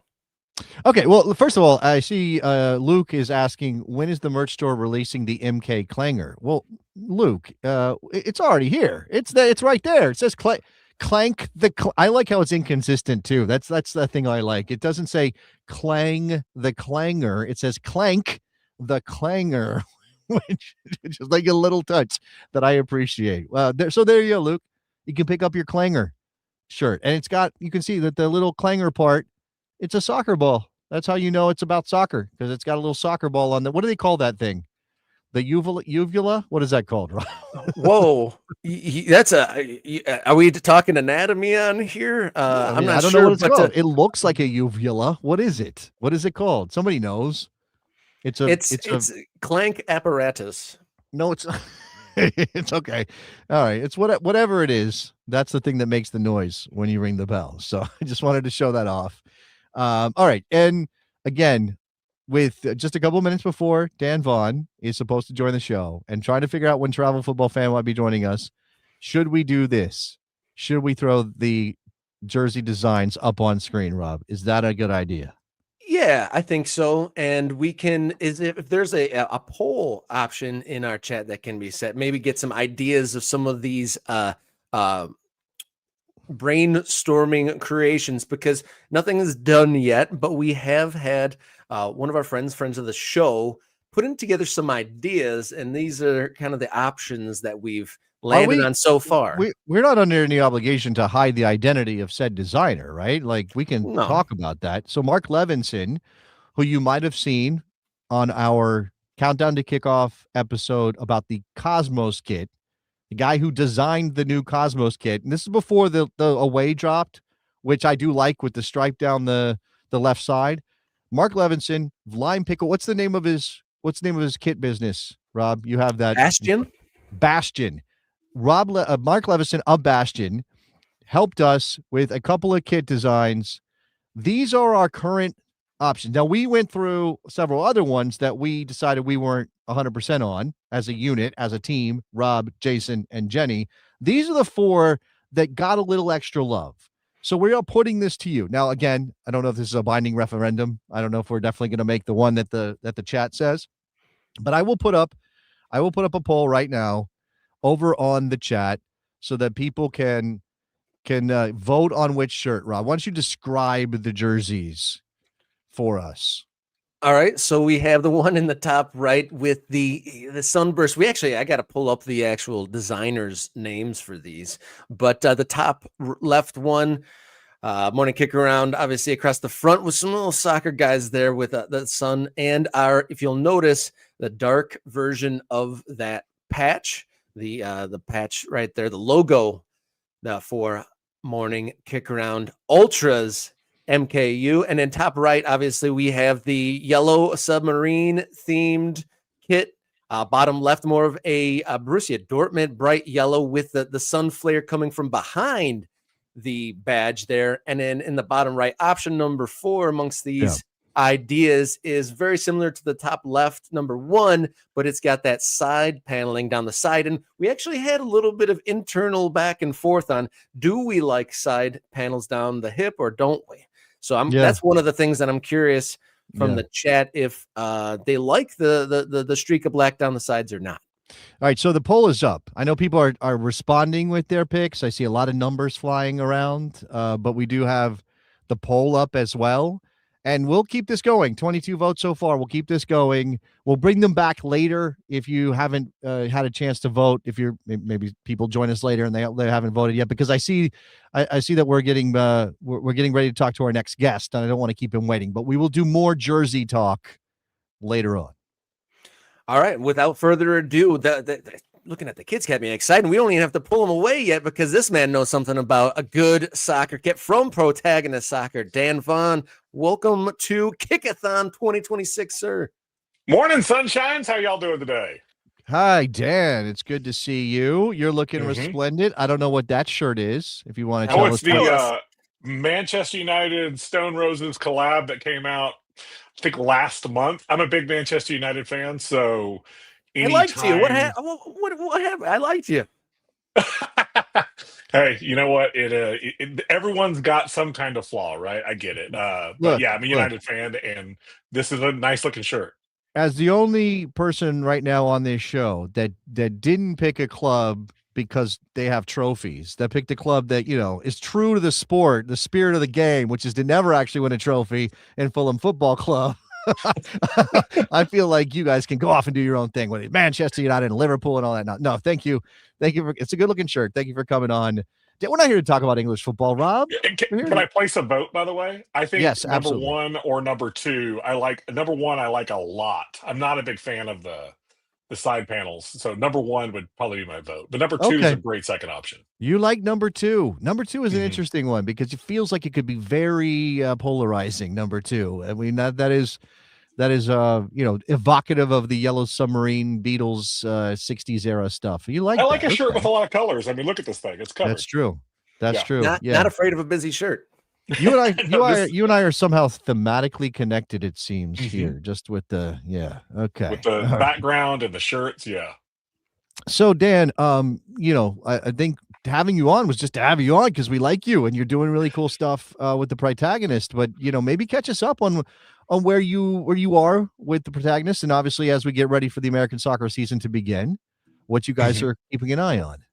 Oh, there's so much going on in the world of soccer, particularly lower league soccer. It's a busy time. USL is really ramping up towards their amateur seasons with obviously USL W League on the women's side, USL League 2 on the men's side. Plus, on top of that, obviously the professional layers that are coming. All the talk of the realignment and the coming eventual Tier 1 league, which we've talked about before. I don't need to rehash that, but there's plenty of excitement going on right now, and that's only one sliver of of lower league soccer. Obviously, the NPSL, the UPSL, all of the regional leagues that are all over the the United States. I mean, there's a lot going on right now. We're sort of ramping up as that goes. You go through your winter, everything kind of slows down a little bit in the soccer world, and when it comes to soccer coverage, it's the same thing. You're kind of dialing it back a little bit. And really, we'd only been focused on the Super League, the women's professional league for the USL. It's really been the only major focus, maybe a little bit on arena soccer. So lots going on, lots coming really quickly. As far as our website specifically, the big focus that we've had over the last 2 or 3 months has been ramping up. We've been doing a physical magazine called The Protagonist, and it's we're about to send out our second issue of that magazine. It's a actual paper magazine that can go out. People get it. It's full of art from artists. We focus on a specific region for each one. The first issue focused on New York City soccer. The second one is focused on the Southwest. We've got St. Louis coming up, and then more regions as we move along. And we're trying to find local writers to contribute to that, as well as local artists, so that when you open up that, it's a zine style format, somewhere between 30 and 50 pages. It sort of allows you to tap into that local market, tap into that local connection with local soccer. And it's fun stuff. It's definitely something different for us. We've always been an internet-based magazine or website. And so it's been something that we've focused on online for a long time, but this is kind of an expansion of that. And it kind of harkens back to a pre-digital age when people would send out zines, people would write and publish in a physical format. And we find that a lot of soccer fans love connecting to that because it's a way to sort of tap into where they started as fans of soccer. Yeah, getting that physical media in hand is awesome. I remember sticker books and then soccer magazines and all that sort of stuff, and going down to the news agents and getting something in hand was fun. Well, you said a lot of stuff in soccer, and especially in the lower leagues, happening in 2026. From your perspective, what things are you most excited, and what has you concerned? Well, I mean, I think you're always concerned about teams moving around from league to league and what that might mean for the future of the leagues that they're leaving. And you kind of get that sort of sunrise aspect where, hey, the rise of one league is usually met at the expense of another league.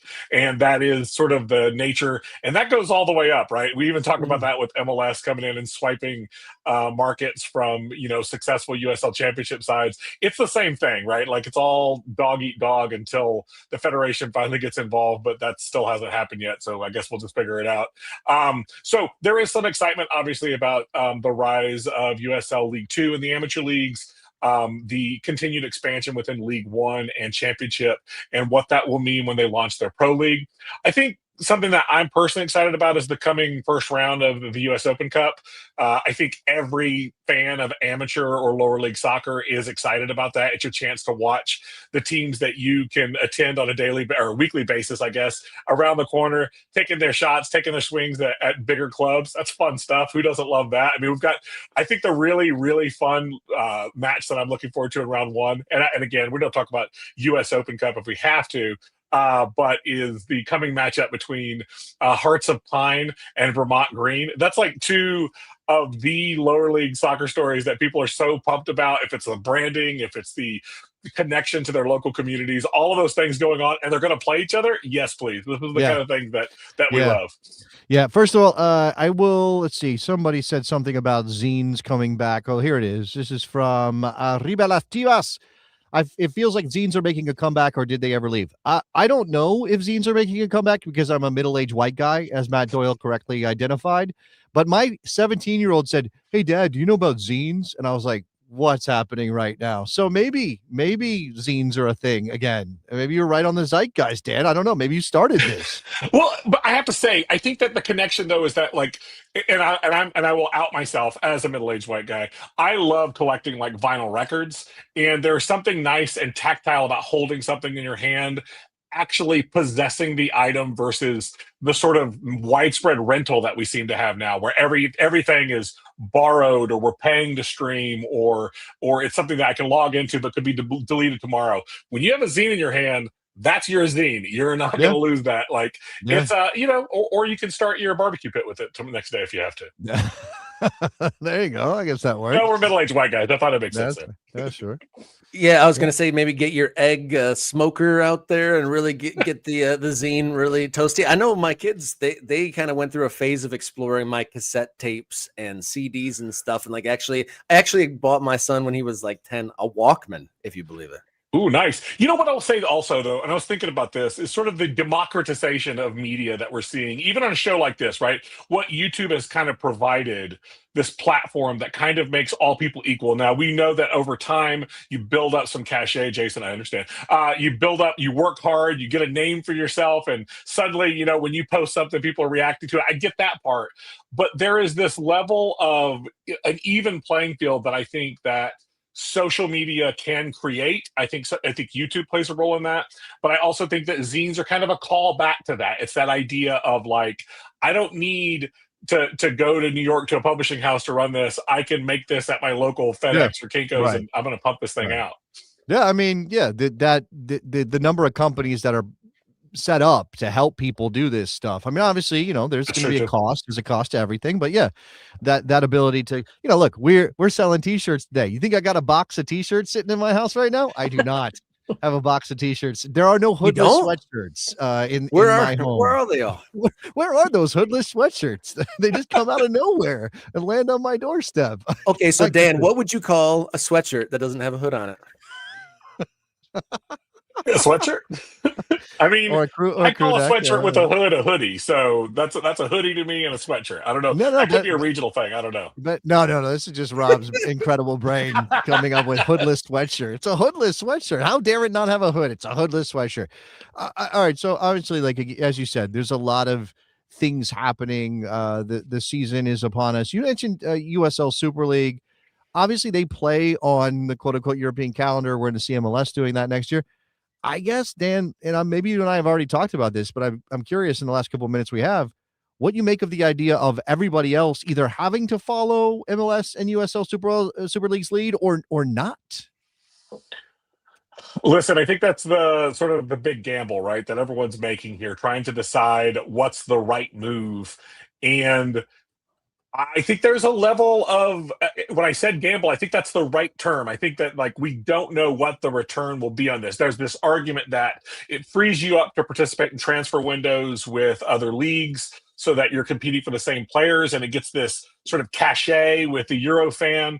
But the question is there's drawbacks to that. And we've seen and I will tell you, even watching the Super League just over the last 2 years, we've seen where weather has made a massive impact in the quality of games, in the turnout for games. I saw this specifically last year with Lexington, really struggled to draw teams as they went through a really cold spell.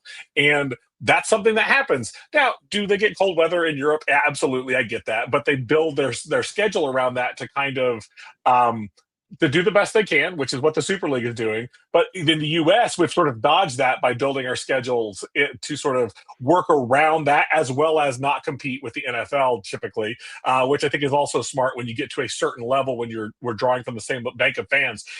But I guess we'll see, right? Like, and I think that all of this comes down to, once one person jumps, does everyone else follow? And USL certainly seems to be leaning in this, and there's a lot of chatter around that.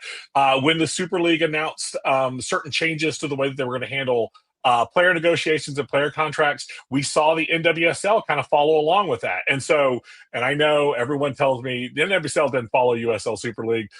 USL Super League did it first. They announced it, and then NWSL followed. And so we'll see. We'll see what happens with that. I know there's lots of talk, and the people that refuse, it's going to be hard. And I will say that the big driver in amateur soccer, obviously, is the impact of college soccer and the way it impacts rosters in amateur soccer. And there is a need for those players. If you start switching up your format, moving your schedule around, it can be a challenge to have those players available for your roster. What does that do? Does that mean that you open up roster slots and you have sort of non-traditional amateur soccer players playing? If it's an older guy or an older woman, someone that's already aged out of maybe pursuing a professional career or already outside of college, does that where you draw your players from? I don't know. I think that there's there's a lot of kinks to work out. And again, until you pull the trigger and make this happen, you don't really know what all those kinks are until the car starts rolling down the road. That's the scary part. All right. I know we got more stuff to do here. Dan, Vaughn, Protagonist Soccer. Dan, hype your stuff. Tell people where to go to get your zine or anything else you guys are doing.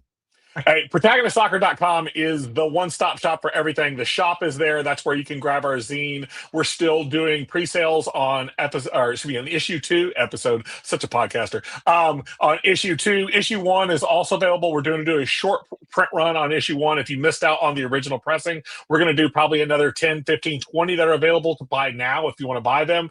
But that's the place to go. And of course, Protagonist Soccer, our Protagonist podcast line, or basically everywhere you get a podcast, we've got a podcast out there for you, amateur and some professional as well. But guys, super pleasure to be on here with you guys on Kick-a-Thon 2026. Hope I can make it for 2027. Y'all are the best, and thank you for having me. Thank you, Dan Vaughn. That's what a mic drop moment from our man Dan Vaughn from Protagonist. All right, I know we've worthy. They got me hyped. Thanks. That was very good. Thank you, guys. Trenta cold brew goes a long way. Oh, hey, and it's early there. Thank you so much. Wow. All right. That's a lot of caffeine. All right. Thank you to Dan for popping in. All right. We're going to get to our next guest. I don't want to keep him waiting because he has been, but we did get another contribution, and we have another pronunciation challenge. Arriba Chivas is giving us this one. He says, best of luck. Rob, do you want to go first? Or you want to try there's another case of not getting a country of origin. So going in blind. So Apapachetao is my I'm sorry. What? I'm sorry. What? Popocatépetl. No, you I have no idea. Come on, this is impossible. I'm saying words for the first time. I've never seen this. Okay, one more time. I'll take a deep breath while you go tomato face. I'll take a breath. All right. Popocatépetl. I don't think that's terrible. You slowed down the first time. The first time you didn't even say the P. It was like something else, like an S or something. I don't know what that was. Okay. So Popocatépetl. I'm gonna try again. Popocatépetl. All right. It's because the E is the accent, and you have to stress the E. Popocatépetl. Popocatépetl. That's what it is. Petal. That's what's messing me up. And I'm not gonna get any closer than that. I feel like I should be better. I wouldn't blame you, but I thank you for the donation and for the high bar of challenges for the pronunciation. Right, I think you got me stumped. And you got Jason red-faced. I think you did it. Okay. All right. Now this is gonna kill me. All right, let's drop that. Let's move on. Oh, shout out to Dwayne, Mountain to CFC, dropping 5 more memberships. That's great. All right, we got to get our next guest on. He's been waiting, and he probably can pronounce that better than we can. So there he is. Actually, look, I said I'm married to a Mexicana. Now that I could, pronounce a lot of these places. So, look, granted, I did study history, so I should be able to. Those Mexican ones. Popocatépetl, something like that. Popocatépetl. I'm getting some props, seeing my second try was the closest, so I'll take the flowers for that. You should. Man, absolutely. What country is that from? What country is that from? Yeah, that's Mexican. Anytime you see the T and the L together, that's definitely Mexican, and they're fucking with us. Sorry for the language, but they're messing with us. All right, I got to say this before we start. That Morning Kick-Around's World Cup coverage is brought to you by Oakland County FC, celebrating 10 years of summer soccer in Southeast Michigan 2026. Visit Oakland County FC online for more as OCFC challenges for their first division championship in 10 years. Look on there. There is the season schedule on screen, a whole in division against all Michigan teams. So bringing the world's game to your local community. Danny, travel football fan, you have been through a whirlwind in this niche that you selected for yourself. I'm sure you didn't see yourself coming through all of these challenges. You started talking about, how to, get the bang for your buck on travel arrangements and all that. And then you've gone into a whole nother direction. Tell us your journey here. Yeah, actually, that's a pretty good conversation to start because, I've been having this question be thrown at me for a while now. Like, what is your niche? What is your niche? Well, my niche was never to talk about ticket prices to this ad nauseum to this level. It was never to talk about, Trump and the current administration and their adversarial relationship, not only towards international fans, but like towards its own fans, towards its own neighbors that it's hosting the World Cup. I really kind of wanted to be a glorified travel agent. Here, let me help you, get to your hotel. Let me help you get to your city. But it has become all this, unfortunately, because travel bans, in fact, impact fans. The prices of these tickets are impacting people. I talked about yesterday about how we are reselling parking spots. Like, Well, yeah, that's wild. We have destroyed. If there is a valid argument for the outside world to say Americans don't like soccer, this would be the reason, because we're literally strangling it with reselling parking spots. And so that is basically what Travel Football Fan, at least this project is covering. I am by nature a travel content channel that just happens to talk about traveling to this most now almost kind of seems like a relay race, almost like an obstacle course of a World Cup that Infantino promised it was going to be the most inclusive tournament ever. Yet we have 4 countries banned. We have thousands of dollars in ticket prices and parking spots, and in a geography that is continental that I think a lot of people are not fully grasping how much in terms of just flying distance that's going to be. Yeah. 113 days, right? And man, I guess I wanted to ask you too about, just because you've fallen into this, having to talk about things that aren't just helping people get their travel arrangements together so they can see Colombia or whoever they want to see, right? What's the oddest or what has surprised you most about people reaching out to you? I know you've done the Cooligans. I understand the crossover there. Shout out to my guys, Alexis and Christian. Rob was telling me that you've met Mamdani. Is that right? So you've been everywhere, man. This has turned you into a mini celebrity on some level. Well, yeah, and I guess you could say that, I think as a Colombian in the immigrant story of I was born here, but my parents being from Colombia, like in terms of the immigrant business, right? Because there's always like an inside joke among Colombians that, like, oh, we come here, we always set up a business. And really, in many ways, this was supposed to be a business. It was supposed to consult people how to travel and, be successful in that way. Maybe broken even, right? But I think from a cultural standpoint, you're absolutely right. I mean, meeting the mayor of New York City, Zohran Mamdani, that was insane. That their team would be like, hey, we want you to talk to the mayor. Let's talk about footy. And look, he knows ball. As much as his disappointment is, he's an Arsenal supporter, and he pretty much said, "Don't ask me about Tottenham." I was like, okay, this guy actually really feels the sport, which is fantastic to see, right? But I think going beyond that, it's trying to help people understand that at the end of the day, sports is political. It's always been political. Soccer has always been political. And the only way to fix some of these problems that we're dealing with, because it's just been thrown right in our faces, is through politics. Mayor Mamdani, at least the only politician in the United States speaking out against these World Cup ticket prices and the whole entire process, either Republican or Democrat, right? It's the only one. We need more people like him to be in positions of power and influence to be able to start pushing back for the fans, because, this is absolutely ridiculous how everything's turned out. So with all that said, can you come with some good news? We talked about, like, obviously the reselling. You're saying, as you say, soccer is being choked out to a degree with just the way things are being sold and resold. What is a good story that you can bring to us with the preparation for the World Cup just over 100 days now? Yeah, absolutely. I think a good story is these base camps and how these teams are at least letting fans know ahead of time where they're going to be, and they're setting themselves up in places that you really wouldn't think otherwise would be hosting soccer season. For example, the Ivory Coast is going to be set up in Wilmington, Delaware. Great field story for the community there. My nephews live in Dover, about 45 minutes away. So like, that's a great opportunity for them to just go and see the Ivory Coast train. Like that is a very cool cultural experience in that respect, right? At least when it comes to the fan festivals, New York, and I kind of had to shout them out for infamously, they're the only ones that have yet to announce the $10 entry fee. Everyone else has been kind of like, no, we're not going to do that. We're actually going to keep it free.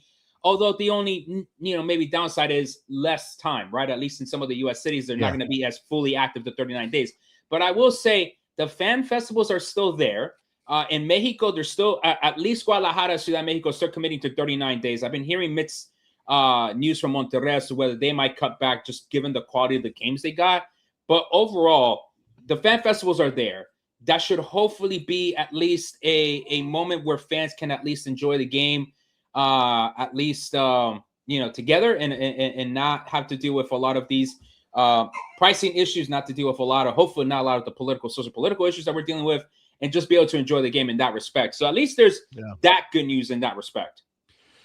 Yeah, I mean, yes. So again, though, but even not, I mean, you mentioned the drawn down fan fest in some places. It still feels like FIFA exploded the World Cup to 48 teams, brought in 3 massive countries to host it, obviously centering the US. And then, yes, some of this is political, but a lot of it is like, it just from an economic perspective, it's regressing from what it used to be, or in terms of the celebration, right? And I think there was always going to be a question of whether or not America really celebrated the World Cup like Brazil would, or like a traditional soccer country would. I mean, we know there are people like you, there are people who will support every nation that's in this tournament who live in this country, and I think that's a strength of this country. And yet that's the part, and I hate I'm going negative again, but we're back here to no, I think maybe let's spin it to a positive, Jason. Let's spin it to a positive. I think this is what's going to force the rest of the world to see where soccer is consumed in the United States, and that is going to be even more hyper local. And I think that's going to be our role as content creators and as journalists, as the soccer community as a whole in the United States, to really highlight the hyper locality of how we enjoy soccer. The fact that, for example, here in Northern Virginia, Island Four Courts, like that has been recognized as one of the soccer bars in this country, because you have a bunch of teams, going there to celebrate their football there. So I think that is maybe could be one of the good news. Excuse me, my baby's also trying to also complain about some of the things that are going on right now. Let me pick her up for 2 seconds. But no, I would say definitely that's where people are going to realize, oh no, this country loves soccer. It's just the economics is forcing us to take a different look at it. Yeah. One of the kind of flashpoints or current stories that's ongoing that seems pretty wild to me is the whole Foxborough situation, where the local town manager is saying that they are not going to pay for the security costs, which is like $7-8 million. Yeah. And it's getting pretty close, obviously, to the date where there's supposed to be games there. So what can you tell us about that situation? The situation, I mean, again, that's all. And if when people say, politics and sports don't mix, well, that's exactly when it mixes, right? Budget decisions, right? I'm not going to show my baby here in front of the screen, but I'm just trying to make sure it feels so okay right here. But no, I would say the budget decisions. This is where at its sausage making core, this is where politics and soccer meets. You have to decide, hey, this stadium needs $8 million, which, in my honest opinion, why isn't the owner of the stadium putting up the $8 million? Kraft, right? Because he's on the board of that decided Boston would host the games, and now he doesn't want to pay anything a little extra to make sure that the games go out successfully. You can go on a whole tangent about that, right? Yeah. But this is where we see how expensive it is to host these games or any sort of, sporting event in the United States, right? Because the first thing that people think about is, it's security, right? For good or bad, right? It's always going to be at the forefront of the conversation. Congress, I think, was a couple months ago, passed a budget of $660 million just for security. We're not talking about public transportation. We're not talking about, transportation improvements for international fans. We're not talking about none of those things. Security. We're talking about, unfortunately, ICE agents. We're talking about drones. We're talking about everything else that, quite frankly, fans might be like, man, we're wasting so much money just to secure this event. That's, I would say, the frustrating part of all this, right? The fact that now you're saying that because of $8 million left, we're not going to have games in Boston. Right. Yeah, good job selling all those tickets to those games in Boston, right? Why don't we have all this budget stuff secured, right? That's definitely a big thing. Yeah. All right. In a bid to make it, well, not more positive necessarily, but just to kind of focus on the thing you wanted to focus on. Yeah. What have you seen, both in terms of the response to you and your content, and maybe people reaching out for your help in terms of demand? I mean, we see what FIFA says about ticket numbers. I did see you post on Blue Sky how are all these tickets being sold and yet no games are sold out or being announced as sold out? That's an interesting thing. But How does that work? How does that work, right? It's so much demand. And I think as not only myself, but many of us suspected, the demand was for certain games, the Portugal-Colombia game, the Argentina games, maybe to some extent the USA games, even though I honestly truly feel those are overpriced. Not only USA's, but Canada and Mexico's as well. I would say that for the most part, fans have still, and people that have been following my content, they still have been very grateful of walking them through these steps, through all of these phases, because this has been a very convoluted ticket buying process. The fact that, Qatar was just, hey, it was 3 phases and we got to wake up at 4 a.m. and just wait the queue and we'll get the tickets. Here it's been, hey, there's these 3 phases you have to apply, but only with these credit cards and, only with one address. And, oh, by the way, the banks now got tickets that maybe you can access if you have these specific credit cards. Oh, but the website crashed. Oh, Verizon's giving away tickets. Oh, but those went away in 2 seconds because the bots took them. It's been so convoluted. Oh, and I forgot FIFA Collect, right? Which now might be good because now you can buy the right to tickets. Granted, you have to shop around to see which one is the best deal. My point is this. This is too convoluted. This is almost what I've called planned negligence on FIFA to not properly communicate what this process would be and create all of this FOMO, whether it's a marketing strategy or not. It is really a FOMO strategy to get people so desperate to buy overpriced tickets and then still haven't planned their travels yet. So this is really going to hurt especially the American tourism industry a lot, because people are realizing they can't even go to the game, to the city over. They're really only really forced to go to the games within their cities. And, the fact that the cities are saying, oh, we're going to make billions of dollars off of this World Cup. Will they? Yeah, right. Like, will they? It's tough to say. It's tough to say. What are the chances? This might be a wishful thinking to a degree, but what are the chances that we get to like the week of these games and like kind of reality sets in that like actual human beings aren't holding these tickets, and then they're dumped into the market for a lower value or a lower price tag? I might need to get a new phone because my phone might just blow up with a bunch of messages of people saying I bought this at this price and now I can find these tickets at this price. It's totally possible. Right. It happened during the Club World Cup, and I think I would say this. I think maybe we were being a bit naive. We saw the warning signs first with Copa America, then Club World Cup, and we were like, nah, FIFA wouldn't do that for the World Cup, would they? I mean, the other 2 tournaments were a bit of a money grab situation. They wouldn't do that with the World Cup, will they? Parking. Yeah, look, it sounds naive as hell. Okay. And anytime I get into the conversation about what soccer, what clubs, what sports is supposed to be for people, I always feel like I'm, like I sound like some naive idiot who doesn't understand how the real world works. But that's not it, right? It's what should be versus what is. And at the end of the day, we're talking about FIFA. Yes, you control the World Cup, but the World Cup, it shouldn't be just to make you money, right? That's not the point that's not the end of the line point for people. The point is to celebrate this sport that billions of people around the world love so much. And as custodians of that, there should be a limit to your avarice. There should be a limit to just how greedy you should be acting as the people organizing this tournament. And absolutely. This feels like the max out of that, right? Yes. Yeah, no, it absolutely is. And I will say that, where is U.S. soccer in all this, unfortunately? They at least do have some clout to say, hey, let's cap the prices here, and here. You are hosting it in our nation. We know you can make this amount of money, but we're going to go ahead and, at least protect our fans. The fact, quite frankly, that they're charging that much for the U.S. matches, it just doesn't match with, you're telling me, from a neutral standpoint, you're going to pay more for the United States than for Brazil. Like, that doesn't make sense, in terms of if you're going to structure the ticket prices in such way, shouldn't the other teams be more expensive than the United States, respectfully, to the program itself? But also, like you said, it's just, can we get some price caps in here? We got no price caps on resale. We got no price caps on parking resale. We got no cap on parking prices at all. I have jokingly with the Cooligans said that, you know, they're going to variable price hot dogs. Like this is, it's like at some point, where is the greed going to stop? Like as the tournament goes on, we're going to be charging $20 a bottle for water at MetLife at that 3 o'clock final. Like, yeah.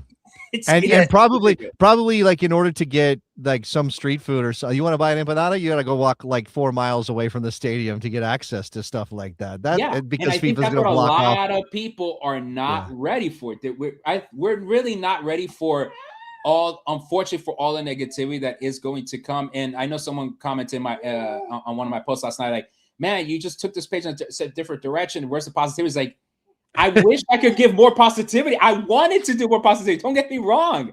I wanted to do more positivity, right? But when you have so many issues in front of you, you do have to call it out. And I do feel, as a person that has worked in politics, that lives in DC, like I'm in the middle of all of this going on right now. I feel like it was important for people to understand why these things are happening, or at least understand why we're not doing enough to stop it. Yeah. Yeah. I'm laughing about the thought of halftime hot dog price surges. Oh, my goodness. That's funny. But I have seen, and on a good note with you, you are actually going to get to go to a game, though. I saw you have a ear-to-ear smile talking about landing yourself a ticket before you go. Where are you going? Yeah, so we're going to be going to Mexico City and to Guadalajara to see at least Colombia's 2 initial games in the group stage. So that'll be against Uzbekistan and against the playoff that will probably be DR Congo. And so hopefully this little one will be able to join me there at the same. We're going to have to buy her some really good headphones, because that's going to be 80,000 Colombians cheering, hopefully for some goals. That's going to be craziness there. But there you go. Yeah, so there hopefully, you know, we got those tickets. All right, honey, we'll wrap up. Yeah, wrap it up. She's saying, wait, we gotta go. But yeah, hopefully, will be 2 amazing games. And it's all right. It's the wonder. I think it's gonna get memed and everything. But yeah, basically, Vamos Colombia. I can't wait to see him in Mexico. She's also had Mexico, so it's just.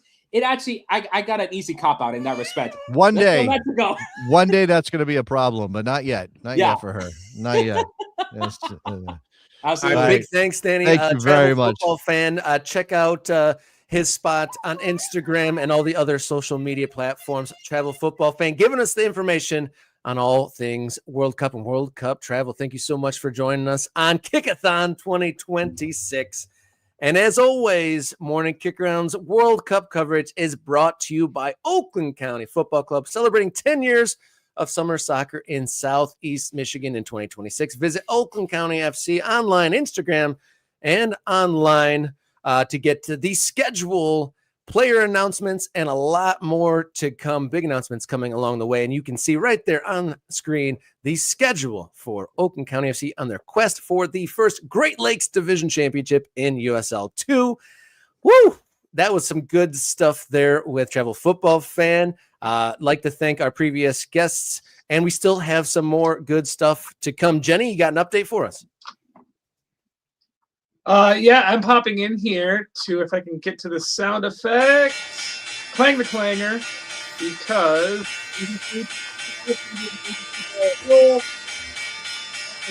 a clanger.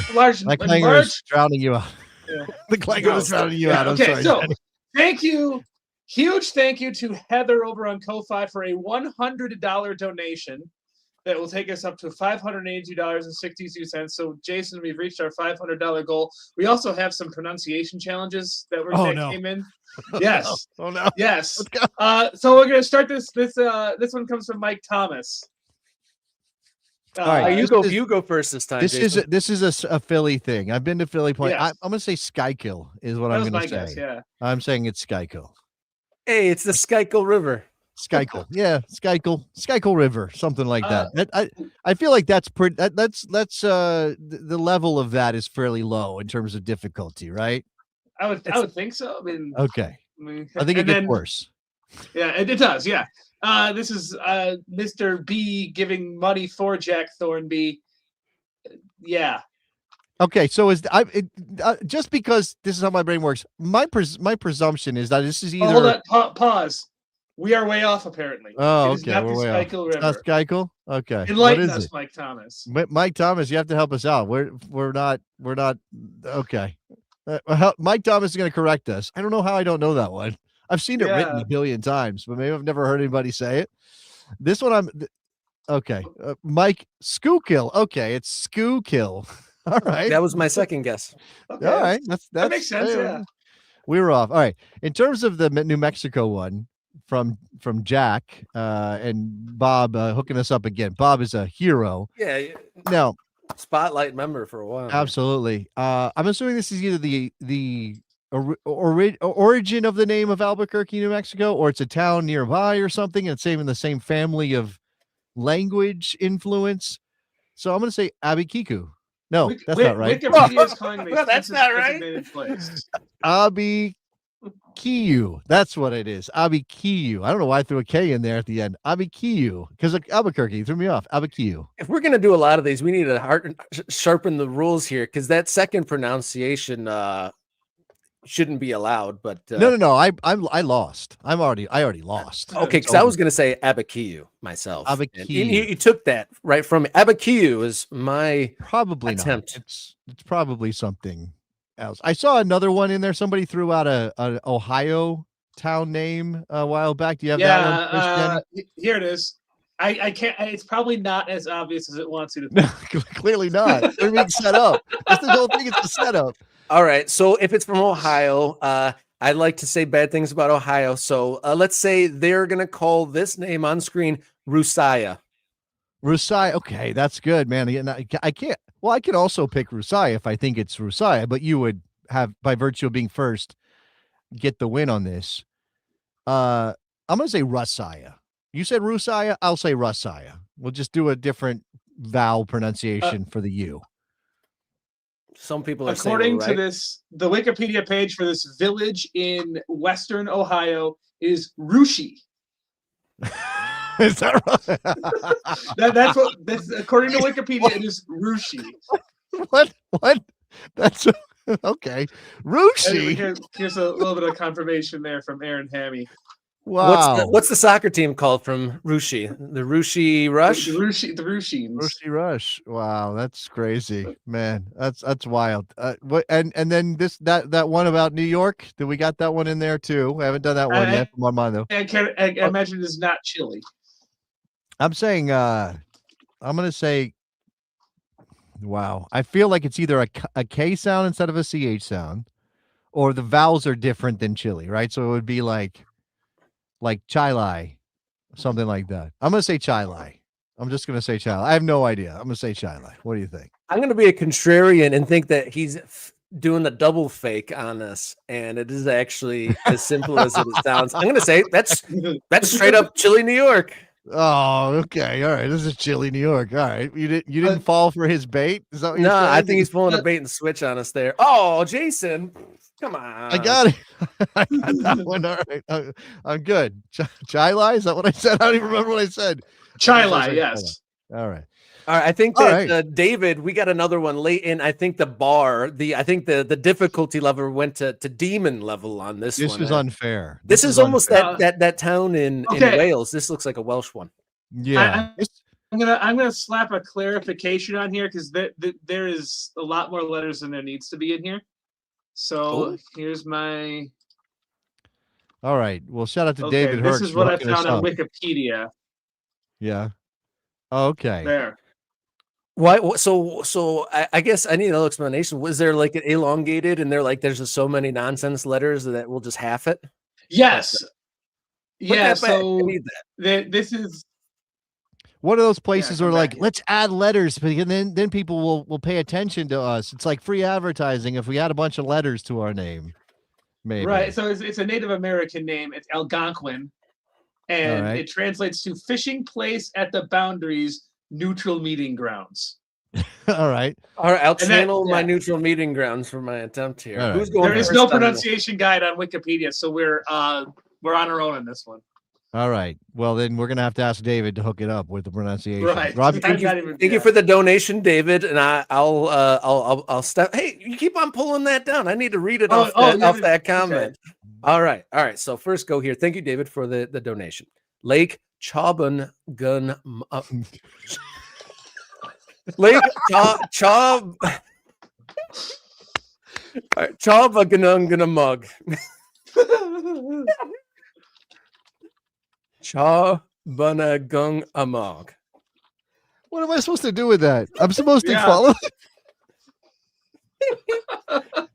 Chabanung. I'm going to stop attempting. David, you've really done it to us here. Demon level pronunciation attempts here on the Kick-a-Thon. You might have killed our co-host. He can't breathe. You're the one who did that, Rob. Hey, Game over, Jason. get Jason some water.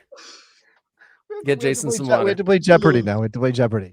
No, you have to go first. You have to try this. I can't possibly hold it together for this now. Ciao Buna Gungamag. That's it. Ciao Buna Gungamag is my. I have no idea. That's Come on, a man. good attempt. I'm And glad you went first, Rob. Because I applaud you for trying. You gave it a shot. yeah, if there's I'm glad that we don't have anybody with this last name on one of the call sheets when I do play-by-play. Obviously, there's a lot of international names, and that's challenging. But that one, that's probably one of the hardest things I've ever tried to pronounce. So thank you, David, for the donation and the challenge. And we have a couple more. We got one from Luke, but we do have a guest waiting in the wings, and we do have a game coming up, and we have hit the 500 marker. Let's keep on going with those donations. We've also done really well on members, and we'll get that update. But now it's time for our first ever edition, the pilot of Morning Kick-Around Jeopardy. And to play as our third contestant, Jenny's going to do her best Trebek impression, but we got Soccer Zombie Tom. Welcome aboard and welcome in. And thank you for being such a good contributor to this channel, and obviously broadly on your own work and being a part of the soccer community. Well, thank you so much for having me, and I'm honored to be a part of Morning Kick-Around history with this first ever Soccer Jeopardy edition. And Jenny, I will take Lake Chabuna for 500, please. It's good shout. Good job. And that took you cheated. You interpreted our excellent pronunciation attempts and then refined it. You AI'd our guesses into the best version. But good job, Robert and Jason. I appreciate your sacrifice in at least paving the way for me to say that, at least, or make an attempt. Yeah, well, you're always welcome to follow our lead, Tom. We follow yours too. I'm going to move us around just so we got our host for this episode of Kick-Around Jeopardy, Kick-a-Thon 2026. Our Jeopardy board. Tom, are you good soccer trivia guy? Are you a good soccer trivia guy?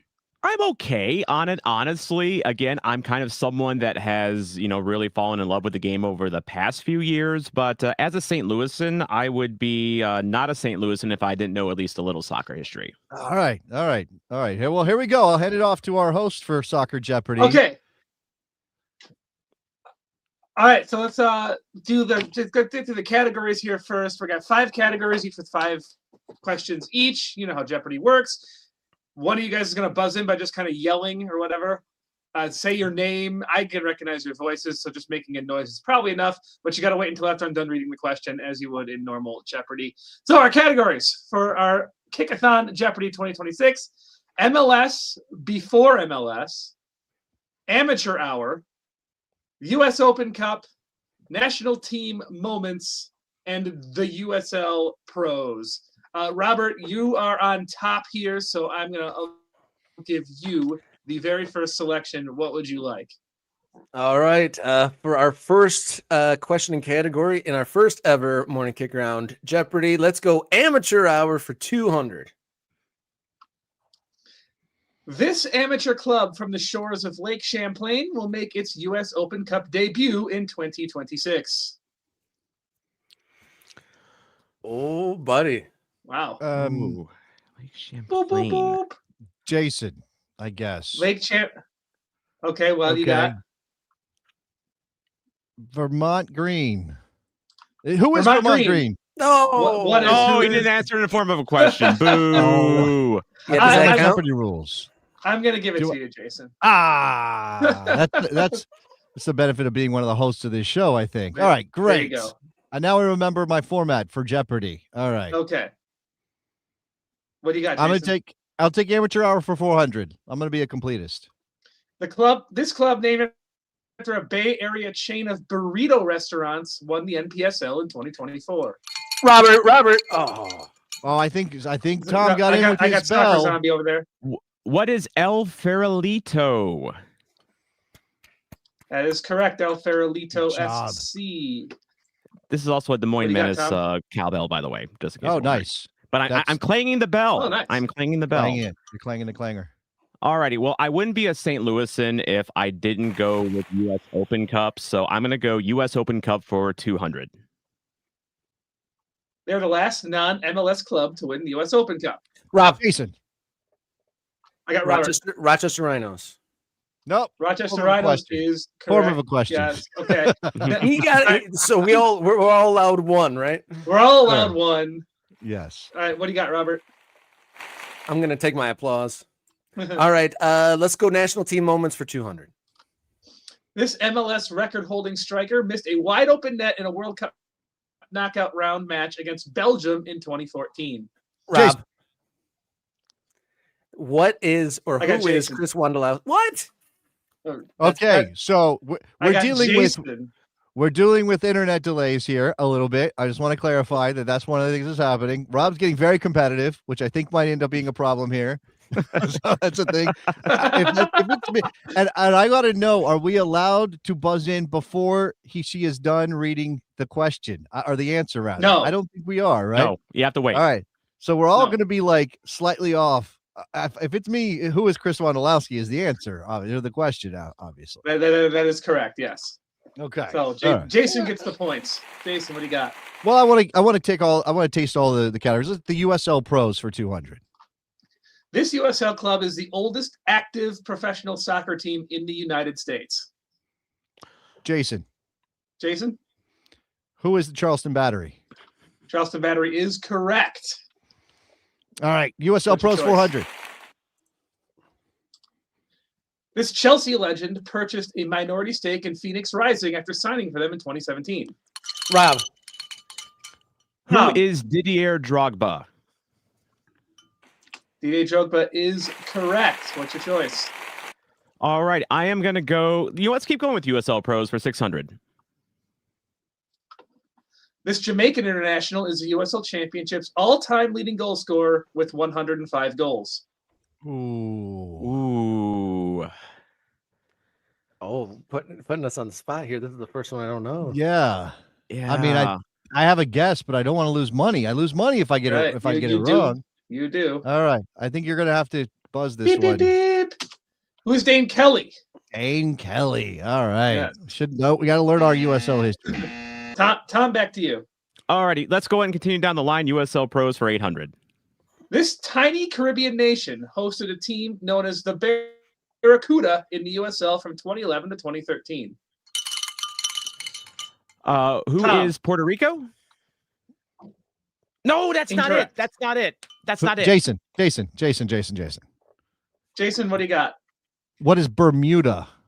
Yes. Incorrect. No. Robert, you want to take a damn stab? it. What is the Dominican Republic?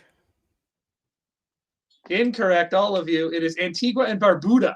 Yes. They're the Yes. Antigua Barracuda. They played just That's those 3 right. seasons in one of the first Yeah. editions of USL. All right, Tom, Yeah. we're all Let's negative finish or zero here. Let's climb out of this. Apparently, you've made this hard. Yeah. We have absolutely bottled this one. But let's go ahead and finish out USL Pros for 1,000. They're the only club to win USL League One twice. Jason. Tom, Who are the Boo-Hoes of Union Omaha? that is correct. Union Omaha. Yes. Tom, your Very choice. good. All right, let's go back to Amateur Hour for 600. Founded in 1961, they're the oldest club currently competing in USL League Two. Ooh. Now that's a question. Well done with this. Is it? Jeez I mean, Louise. I made Wow. this tough, didn't I? Yeah, 1961. Yeah. I feel like I should Y'all know give up? this. I'm gonna be mad. I give up. What is Rob? What? Rob? I'll go with the. I think this is wrong, but the Bavarians. Who is? Incorrect. Who is the Bavarians? Incorrect.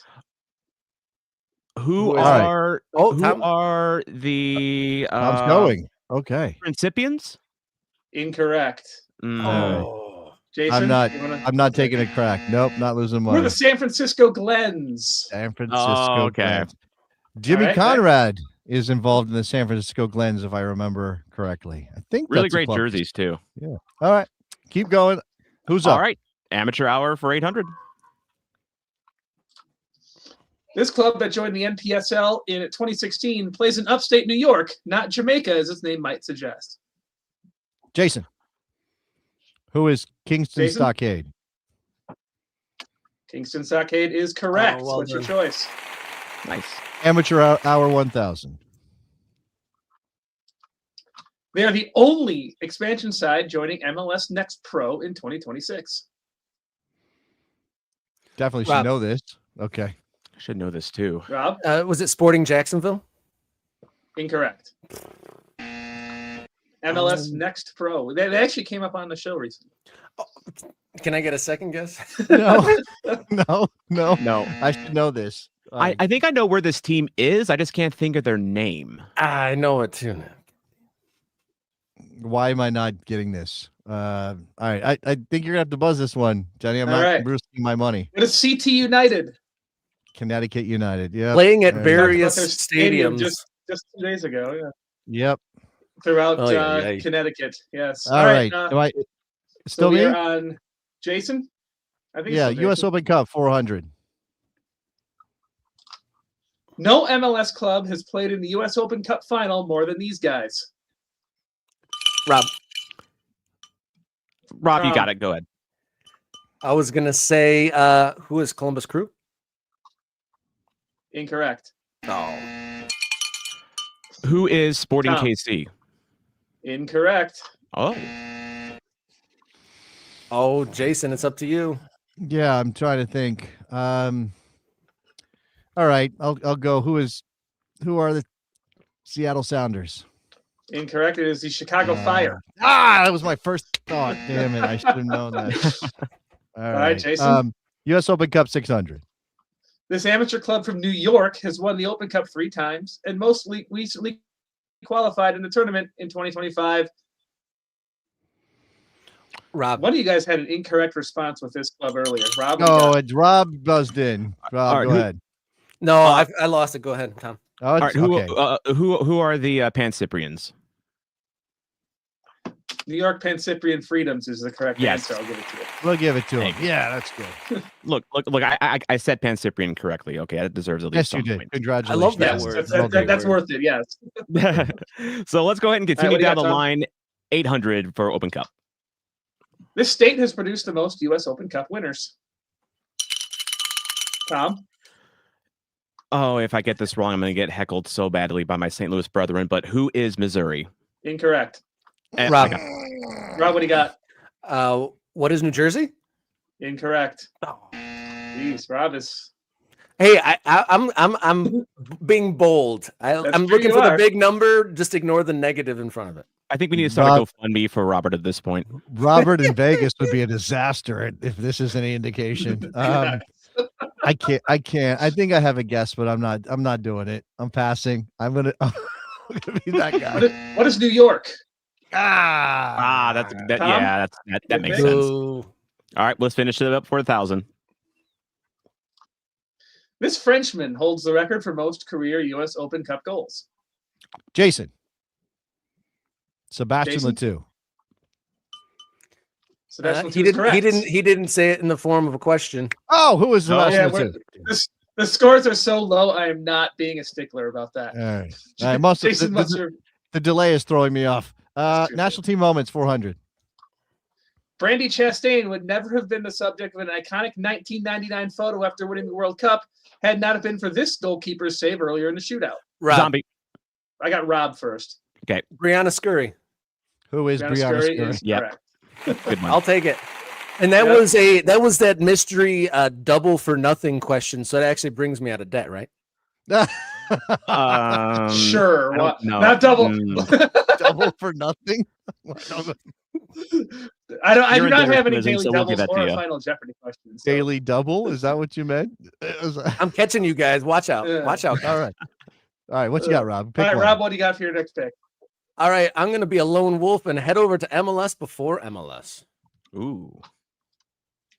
This MLS club was founded as a USL franchise in Austin, Texas. Jason. Jason, Orlando City. Who is Orlando City? Orlando City is correct. MLS do you before got? MLS 400. This club's original mascot was known for scaling a dead tree during matches in their pre-MLS days. Rob, Rob? is that Joey Timber of the Portland Timbers? The Portland Timbers is correct. It was Timber. Hey. Timber Jim was the original Timber mascot. Jim.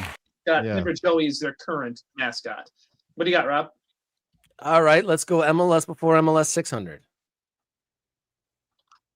A previous version of this MLS club was the final champion of the American Professional Soccer League. Ooh, that's a good one. That's a Rob. really good question. All right. Rob, what I'm do going you to got? go Seattle Sounders. Seattle Sounders is correct. Yeah, Hey, good look one. at that. Good shot. Good shot. Almost out of the negative, Rob. This is my category, apparently. MLS before MLS Apparently. 800. They are the only MLS club to share a name with a former Soccer Bowl champion.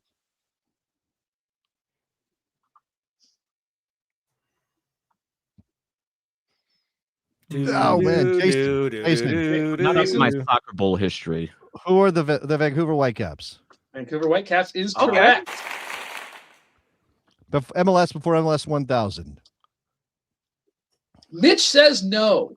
Mitch Hildebrand stopped 3 penalties in a shootout for this club to defeat the Chicago Fire in the U.S. Open Cup while they were still in the USL. Rob. That is Rob? FC Cincinnati. Who is FC FC Cincinnati is What correct. is FC Cincinnati? And that brings me into the lead, right? Yeah, totally into the lead. If we're playing lowest score wins, yes. But good chance for you to climb out of the What is- negatives. You're not going to catch Jason, though. So What is debt? what do you got? All right, for so us, six, Rob? so sorry, apologies. National team moment 600. In 1885, the USMNT took on this nation in the first international soccer match held outside the United Kingdom. Jason. Jason, Who is Canada? Canada is correct. Well done. Back 800. there were the Dominion of Canada, which The is Dominion under of the Canada at under the time, crown. yes. Yeah. This U.S. women's national team midfielder wasn't very well known when she assisted on Abby Wambach's legendary 122nd minute equalizer against Brazil in the 2011 World Cup quarterfinal. Jason. Who is Megan Jason. Rapinoe? Megan Rapinoe is correct. And finally, for 1,000, he scored against Trinidad and Tobago to end the U.S. men's national team's 40-year World Cup qualification drought. Jason. Yeah. Who is Paul Jason, what do Caligiuri? you got? Paul Caligiuri is correct. Jason, Nicely in a done. rout. Even if I had a Final Jeopardy question, there would not be a Final Jeopardy worth having because Robert and Tom would not be involved.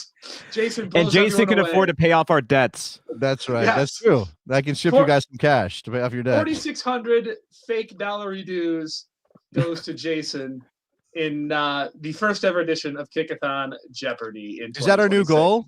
Is 4,600 our new goal? Yeah, put it, Kick-a-thon? Yes, Put it- yes, we put it need on the board. $4,600 of donations Yeah. into this. That was great. I don't know if there were any donations. No, there were not any donations during that segment. Oh, they were enraptured by the questions. Well done, Jenny. yeah, Well thank done. you. Those are They great were. questions, I mean, Jenny. And I really got to good. say, Jason's picking and choosing his questions to answer is probably better than the scatter shot of just trying to get my name in as many times as possible. So Same. kudos to you, Mr. Davis. Probably. Yeah. Well, like my brain Awesome. retains dumb information very well. Not all of that's dumb, but I mean, like my brain retains things like I can't remember, what I did yesterday. That's the old gag, right?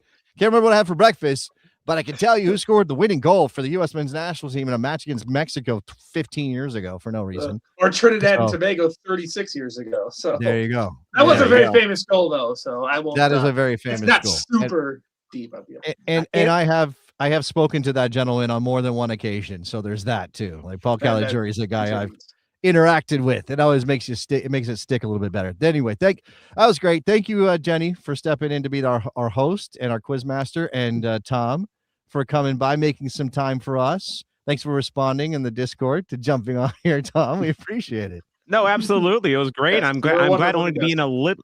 I'm glad to only be in a little bit of debt after that, honestly. So this was great. It was an honor to be a part of the first one, and yeah, this is fun. Got to pay that off though, because it's I was going to say $200 of sweatshirts. Yeah, well, I am monetized on YouTube, so like maybe in a month or two, I can get enough YouTube payments to pay that off. We'll see. There you go. All right, everybody, go follow the Soccer Zombie and watch Tom's content and support him and what he's making around American soccer. We definitely appreciate that. Thank you very much, Tom. Thank you, Jason. Thank you, Robert. Thank you. And I can see how people go on game shows and have big goofs on like the Wheel of Fortune and can't get the words right. Because I know that the question where I answered Columbus Crew instead of Chicago Fire. Like I knew that fact about Chicago Fire. Yeah, you knew when that. when the bright lights are on you, it gets difficult. Apparently, we're doing the pronunciations again, Jason. Oh, we're back God. to the There we go. pronunciations. Again, You go this one is first. not fair. Laniltude Fowler is how I'm going to say that. Laniltude Fowler, and I have no idea if it's even in the zip code, area code of correct, Rob. Okay, so does that mean it's my turn? Yes. Okay. Oh boy. Unfortunately. I was born and raised in Lanitude Flower. See, I didn't try an accent. I do appreciate that about you. That you went, you gave us something extra. That's so. Yeah, I mean, and I'm right, so I'm not even going to man. go for the second time around whatsoever. And yeah, You know, that's the one. You know, Rob, how when people do telethons, they'll have like the thermometer to show what their what the donations are over the course of the show, and the thermometer fills up, or you're doing a fundraiser and you got a thermometer and it says you're doing that. It's very, so you can go to the thermometer and show where the red is. You don't need a thermometer on this show. You just need to donate to Morning Kickaround, get us to pronounce something really bad that we can't pronounce. Rob will say it, and I will turn bright red, and that's your symbol of a donation, because I turn bright red laughing at all of our terrible pronunciations on this show. Yeah, that was a full red clanger there from Jason. And this is one of our ardent supporters, Jake. He tells us in the comments all the time that I got to wear the headset. So this one's for you, Jake. And if you're able to contribute some dollary dues, thank you. Wait. Why do you have to wear the headset? Why is that a thing? He comments under many of our videos, wear the headset, Rob. And whenever I do, you look he likes professional. he likes the official look of it with the headset. So this one's for Jake. And I don't know where mine is, but it's okay. I'm used to this thing. It doesn't matter. The double headphone or headset is tough, but that one was for Jake. But we are still steamrolling along on our Kick-a-Thon 2026. Thank you, everyone, for the donations. You saw the dollar total there. I'm not sure if Jason or Jenny can pop up with our new members added. I'm excited to see what that number is, because that's a big part of what we're doing, is growing the community, adding more people into the mix, so we get more comments on screen. And we get more people adding into the conversations into the Discord server, and then just broadening our footprint. And then we want to add, so with the funds that we are working on raising here, we're looking to add a social media manager, help us edit together. We put together at least minimum 3 hours of brand new content every week. And there's some spots in there that I feel like maybe are lost in the mix of larger segments that could be edited. And maybe if we have a little bit of a person putting a little bit more time and editing those up, and we get some of our best moments to light, and then also to spread the word and add a little bit more of a presence on social media. I post stuff and let us know about new videos, but new presence that a social media manager can take care of. our people know, you guys all know, right? How it works in 2026.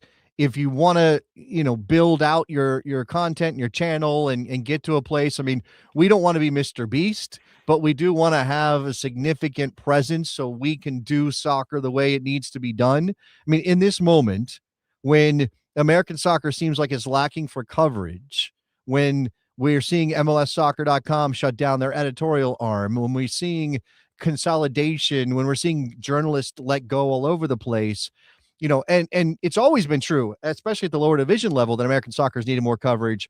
And, we want to get there. Like we're starting as a two-man shop with Jenny as our producer. We're building from the bottom up, but the goal is obviously to have a much more robust network of people covering. Like, shout out to Dan Vaughn and the Protagonist and what they do. Shout out to our friends at the cup.us, what they do to cover that tournament, right? We want to be able to do something similar in our little particular world of American soccer. We want to be able to go on the road more, which is why you're seeing on screen right now the poster for our appearance in Pawtucket, Rhode Island. I'm sorry, Pawtucket. I'm going to get that right. Pawtucket, Rhode Island, coming up on May 9th, when we are going to be live broadcasting from Centerville Bank Stadium with the Tampa Bay Rowdies in town to face off against Rhode Island FC. We're also going to be doing some extra content around the region. As you can see, Rhode Island's Blackstone Valley is going to be presenting sponsor for this trip. We're very excited about that. The more great content we can make, the more people are going to step up, like Blackstone Valley's tourism board, to bring us out. And obviously we want to be able to do the quality product that we're capable of. And that means a little bit of a lift on the equipment and things like that. So everybody who supports the show today is supporting that. Like, that's what you're supporting, the growth of Morning Kickaround from that front. And we're getting ready to drop our first ever jersey, our first ever kit. So we put this up earlier. I put a poll up. It's still ongoing. I'm going to check and see how many votes we have, Rob. 61 votes on the jersey so far. We put up 4 options. Do you want to give me who you think might be leading the way, Rob? Do you want to guess? Blind guess? Who I think number 1 is probably leading. Number 1 is in second place. In our poll, 61 votes so far. By the way, if the poll should still be up, so you can go vote in that if you want to on the YouTube channel, if you're watching us live. It is not number 1, and it is not number 3, and it is not number 4. Number 2 is leading the way, 37% of the vote now, with 63 votes in.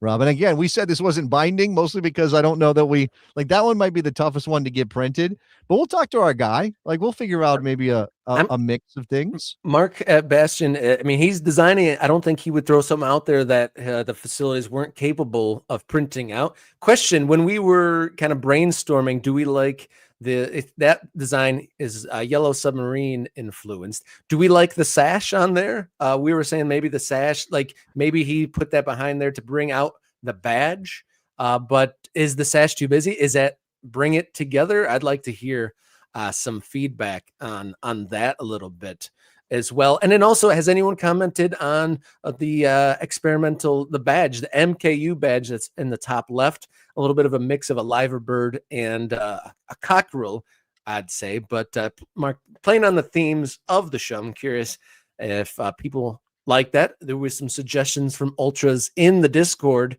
about maybe some ideas. I know some folks got some AI generated badges a week or 2 ago that were fun, but I'm curious what you thought about those compared to what Mark's put together for us. But back to the fundraising aspect and getting out on location, we have comments like this from Allison, not a member, but I'll put it just for example's sake, saying come to Pittsburgh. And we get that often.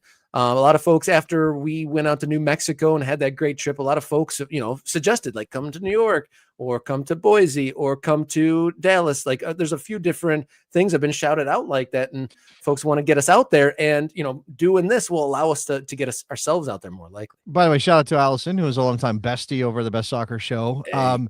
I would love to go to Pittsburgh. Obviously, they've got plans there. I've always wanted to see that stadium on the river there in Pittsburgh, from a soccer perspective. This is what I'll say about that too. Like, obviously the support you give us today or anytime on the channel, and obviously you don't have to do it right now. You can do it later. You can do it next week. we appreciate you can spread the word. That's obviously important as well, and tell people about Morning Kick Around and what you're getting from us. You can't the support you give us today or the support you give us monetarily is going to go into supporting the show, improving our equipment, getting us the capability of getting out there on the road and doing the kind of product we want to do.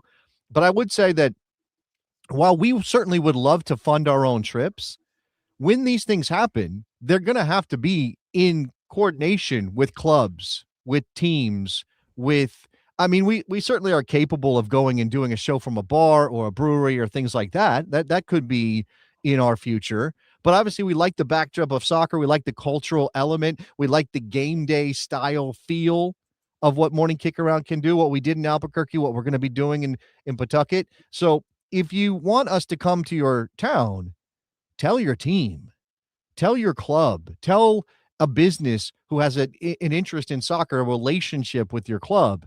Hey, these guys do this really cool thing. It's like a college game day from a soccer stadium. They do it for these teams from across the whole scope of American soccer, from the lowest clubs all the way to the top. That's who you should be lobbying, so to speak, right? Like, find people who think soccer is cool and want to bring us out to celebrate, not just them, but obviously the team and the culture. One of the great things about becoming a member is the Discord server. Like you said, we're having conversations about everywhere from the local teams in our backyard to USL Major League Soccer national teams, and even a thread on folks in the community that are creating their own clubs and kind of documenting their journey to that, or even sharing their knowledge of how to even take their first steps towards creating a club. I want to note that, though, if anyone that scooped up those gifted memberships, that those are 1 month memberships. So set a reminder in your calendar for this time next month to re-up that, because we don't want this big step forward. I think, Jenny, pop in here if you have the exact numbers, but I'm thinking we have like 30, 40 new members here, a lot of those gifted. And so if you've accepted one of those gifted MK Ultra memberships, be sure to set a reminder to re-up that in a month's time. There it is, 49 members added during this show. We still have more to go. We have another guest and we have some dots to map. But I was going to say, do we have the new Discord server link available for these new guys to hop in there? We will get that in. I will post that to the YouTube channel the second this show is done today, so you can join the Discord. Obviously, we want to create the community. Like, whether you took a gifted membership or you're paying for your membership yourself, we want you to get something out of the community. So hopefully you come to the community, you're part of this. We're making some bonus content. We're giving you some perks. Maybe you get your hands on an MK Ultra shirt and you think, hey, this is really cool. I want to stick around. So yes, we encourage you to set your reminder and all those things. But, it's a matter of making it a cool place for people to hang out. I actually don't know. So I'm seeing, Billy Bob just did 5 more gifted memberships. Shout out to Billy Bob. Those got scooped up. In terms of how they get scooped up, not quite sure, because I know we've got our man over there in the UK, Mad Pup, who's saying he wants to accept one. Hopefully we can get him one at some point in the near future. Shout out to Phil, who's a new member. Should definitely. Hey. Should we claim the clanger? Should we do? Yeah, I know it was we had a 20 member goal and we're way past that, so we need like a double clang here. No, one clang. One clang is enough clang. Okay. I feel like the clanger it clangs a little too long. I also want to shout out Matthew here, who's giving us an invitation, the tailgate at the Rhode Island FC match, to enjoy the game with us in the bucket. I guess that's where the supporters are, or the tail. I guess that's where the supporters sit. They call it the bucket. I would also like to point out that when I was pulling up the photo for the poster that we made for our live appearance, you can't really see it there. It's behind our logo down there where the rooster is. It says Wicked Good Soccer. Do you know about Wicked? Do you know about Wicked, Robert? Yeah, the Wicked Good. There was like a cider commercial that made that famous. Wicked Good Cider. But that's a good shout, and I'm curious to get down on some chowder when I'm over there. You want some chowder? You want some cider? You want to watch some Wicked Good Soccer when you're up there? I mean, it's not. I don't want to butcher any accents. People might get testy, because regionally, I imagine Pawtucket and Rhode Island are distinct, from up north where the Massachusetts and Boston people live. But I enjoyed that. So shout out. May 9th, Rhode Island FC taking on Tampa Bay Rowdies. That should be a great time and a great weekend because we'll be there doing that college game day style show, but hopefully getting some more shoulder content as we traverse the Blackstone Valley of Rhode Island that weekend in May. Reminder again, we're full of big announcements here on Kick-a-Thon 2026. The MK collection is live as of last night.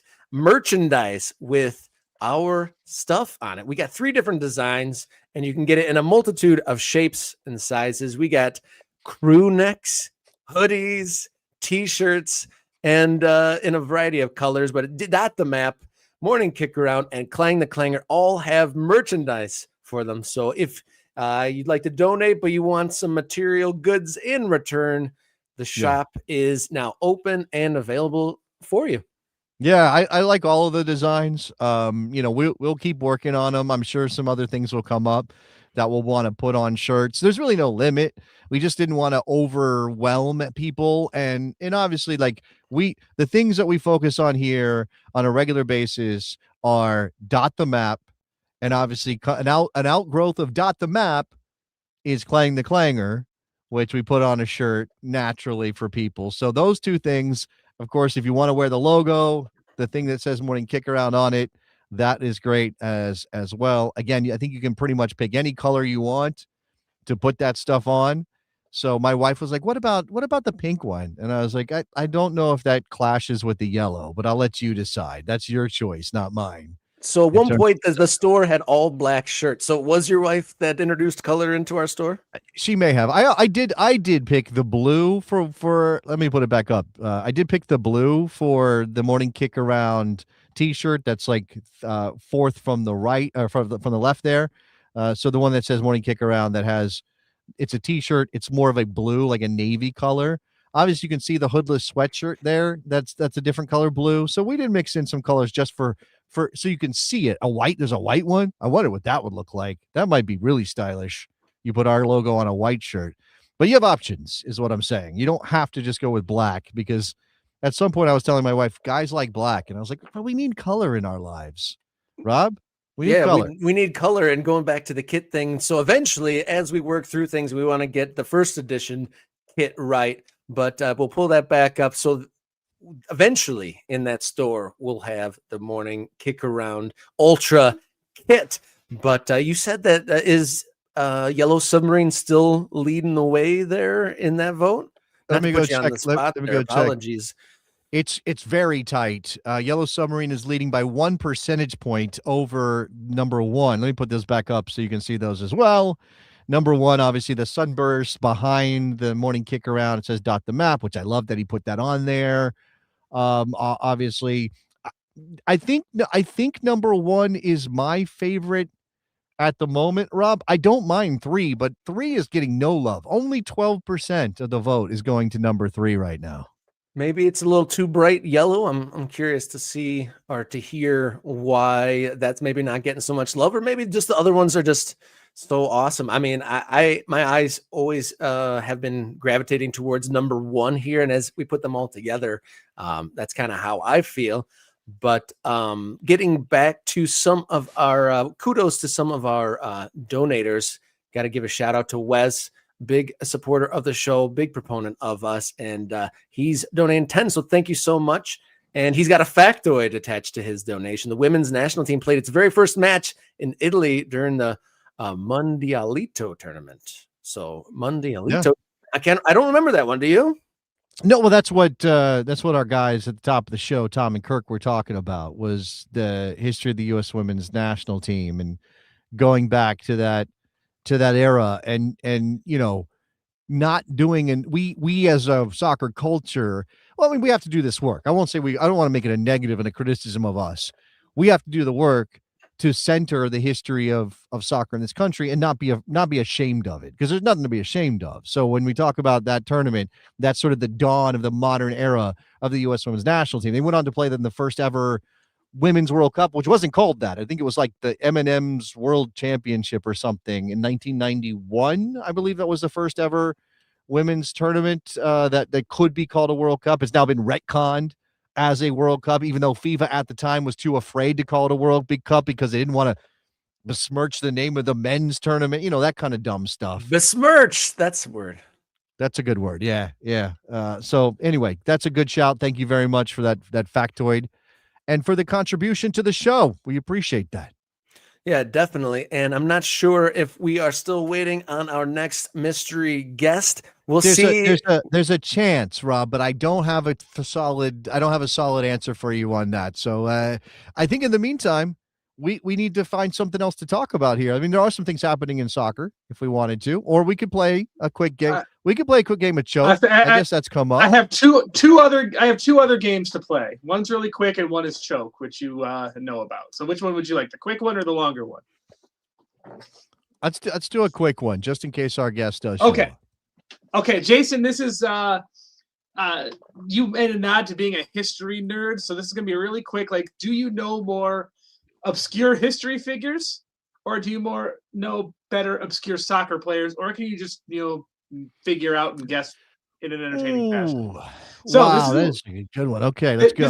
This is a little game. I have 6 different names here, and you gotta tell me whether this person is a figure from the American Revolution or a player for a USL League One team. You just need to tell me which broad category. You don't need to give me any more details than that.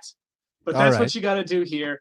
And this is I was inspired because I recently watched the new Ken Burns American Revolution documentary, which is very good. Okay. I want to watch that. I want to watch that. By the way, shout out to shout out to my best soccer show people out there, Allison and some others. This is what we did when we played this game on the old Bat Soccer Show. We called it Baller or Blazer because we had things that Chuck Blazer did or things that rappers did, and then we had to pick which one it was. Anyway, go ahead, Jenny. That's fun. All right, so your first name, and there's no competition here. You guys can just shout out and answer if you want, or negotiate between the two. Your first name is Philip Schuyler. Is he from a figure from the American Revolution, or is he a USL League One player? What do you think, Rob? I'm gonna go with USL League One player. I think it's an American Revolution figure, so I'm on the opposite side. Which one is it, Jenny? Jason is correct. He is a major general who helped plan the invasion of Quebec and fought in the Battle of Saratoga. Of course. Your second name. Yeah, of course, that guy. You know that guy. Come on, Rob. Second name. Duh. Kevin Carmichael. Kevin Carmichael. See, I don't think there's a lot of Kevins running around in the 1700s and the 18th century. So I'm going to say USL League One player, Rob. I'm going to echo that. And there is a Kevin Lasagna in the world, so you never know. Kevins pop up in weird places, but I'm going to go USL League One player as well. You both are correct. He is a defender for Forward Madison. Forward on. Random note, I'm looking forward to seeing Forward Madison visit the Flint City Bucks in Grand Blanc, Michigan for the Open Cup, but that's an aside. I might have to drive out to that one with you, Rob. We're going to go with our third name, though, and go with Gilbert Dumotier. Oh, that's old time. That's old time. Gilbert. Oh, God. You think that's definitely American Revolution? Yeah, because there's a lot of French influence in those. Came over with Lafayette and fought on behalf of the Americans. Yeah. I just to make it interesting, I'll go. No, I'll go USL League One player just to make it interesting. Okay. All right, Rob is correct. Jason, you're actually more than on the right line. He didn't just come over here with the Marquis de Lafayette. That was the actual name of the Marquis de Lafayette. Okay, well there you go. That's good. That's very sneaky. I like that. We're tied at 2. I think. You're welcome. Yes.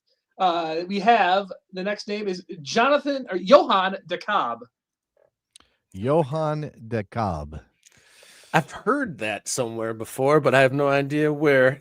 Can I hear Ken Burns's narration with a zoomed in picture with an old guy called McCobb? Well, isn't there a DeKalb County, Georgia? Am I wrong about that? Or there's a DeKalb County, Georgia, yes. Oh. Not to be confused with DeKalb. Well, I think it is DeKalb, but it's spelled DeKalb. It's spelled DeKalb, but it's DeKalb, right? In terms of this name. Yeah, say the yes, name again. This name is spelled DE space KALB. Right. I'm I'll going- say American Revolution. I don't know. I have to think Rob? of Revolution as well. You're both correct. He is a captain. He came over from Prussia and served under George Washington at Valley Forge, and he died in the 1780 Battle of Camden in New Jersey.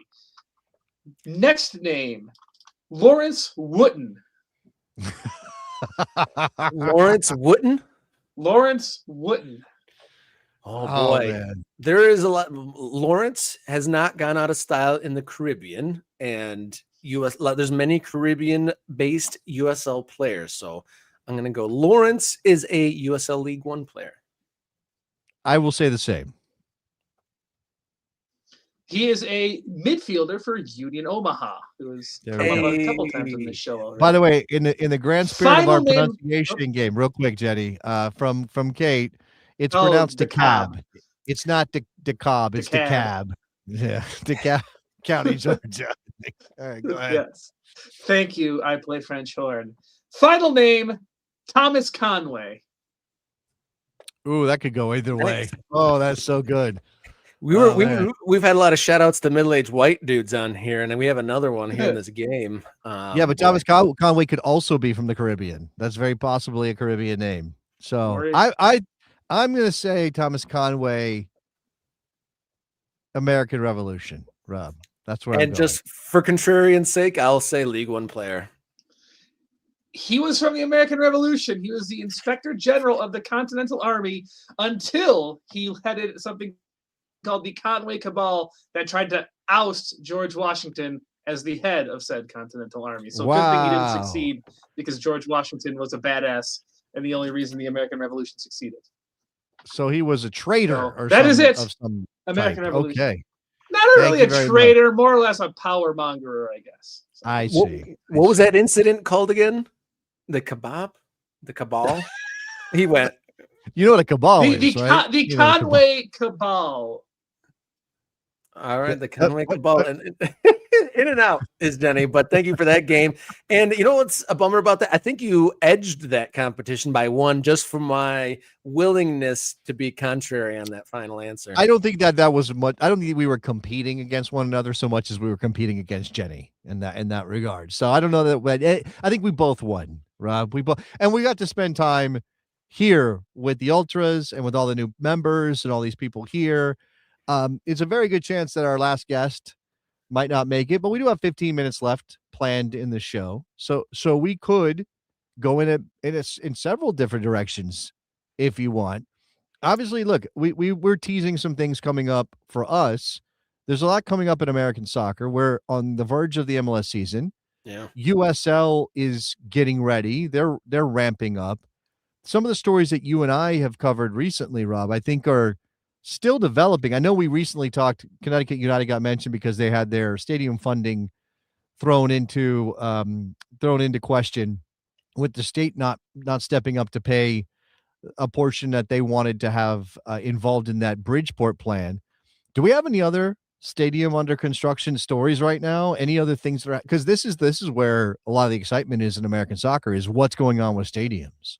So as far as ongoing stadium stuff right now, obviously the big news is groundwork is happening. And then I think they're actually breaking ground on the new Chicago Fire Stadium, either at the end of this week or at the beginning of next. So like that is actually becoming real. The whole like believe it until you see it.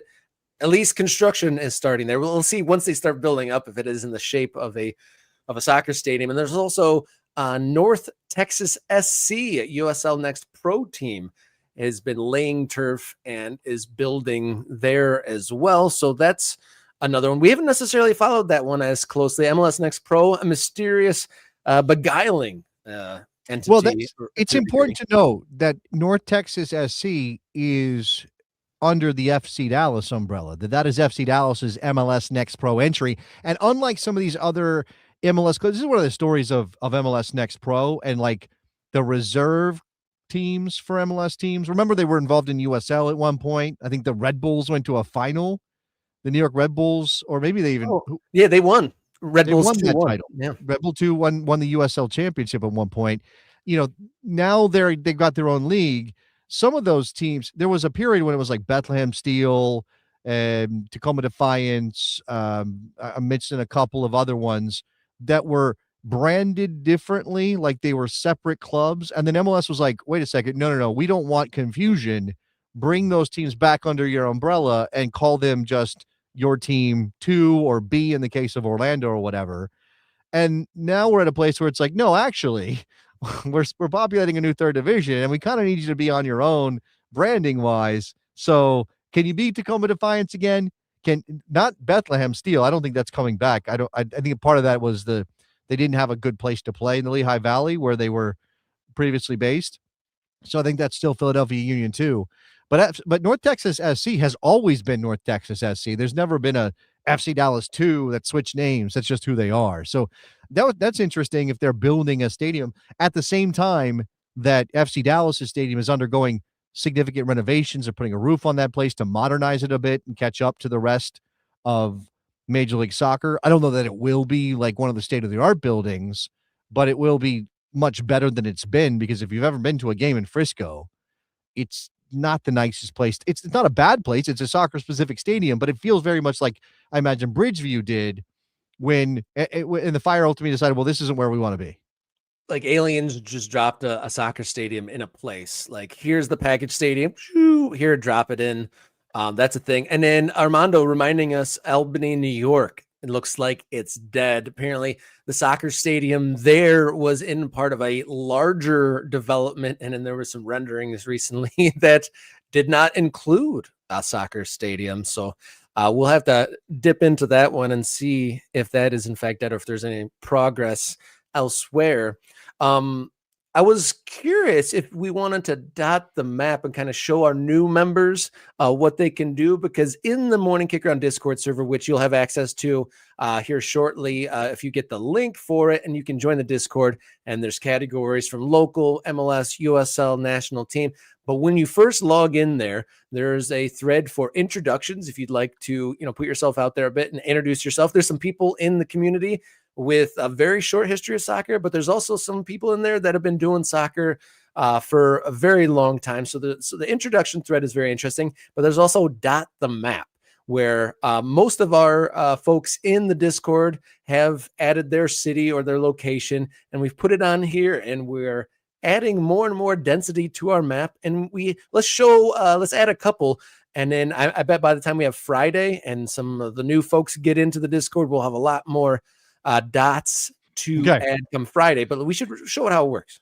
So I wouldn't forget. I've already posted the Discord link. Actually, let me go back and fix it because I may have made it public. So let me fix that. But I posted the new Discord link.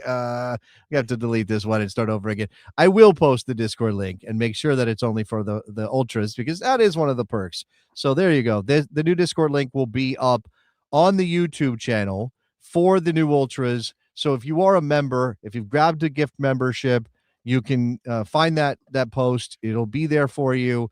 You can click the link, join the Discord, which, if you don't know about Discord, really is just a place to chat. Like it's, Slack, or it's got its own unique quirks about it, but it is just generally that. There's lots of things going on over there. And as you said, Rob, if you become an ultra, we dot the map, we put you on the map. We're not asking for your address. We're asking for your general location. So, and I don't have the total number here, but you can see all of these ultras that we have listed in the various dots. Who we got? Who can we add? And where are they located? Okay, so from unadded from earlier in the week, we have a dot in Texas. Let's get the applause sound effect out here once more. We have a dot for Regino Gonzalez in Mission. That's you got Mission, Texas, flat out Mission, Texas. All right. There used to be, I think there used to be a baseball team in Mission, maybe called the Angels. I don't know what they've been called recently. I was a kid. I lived in Bossier City, Louisiana, and we had a baseball team. All right. So this is Regino Gonzalez. Is what you said? Yep. Regino Gonzalez.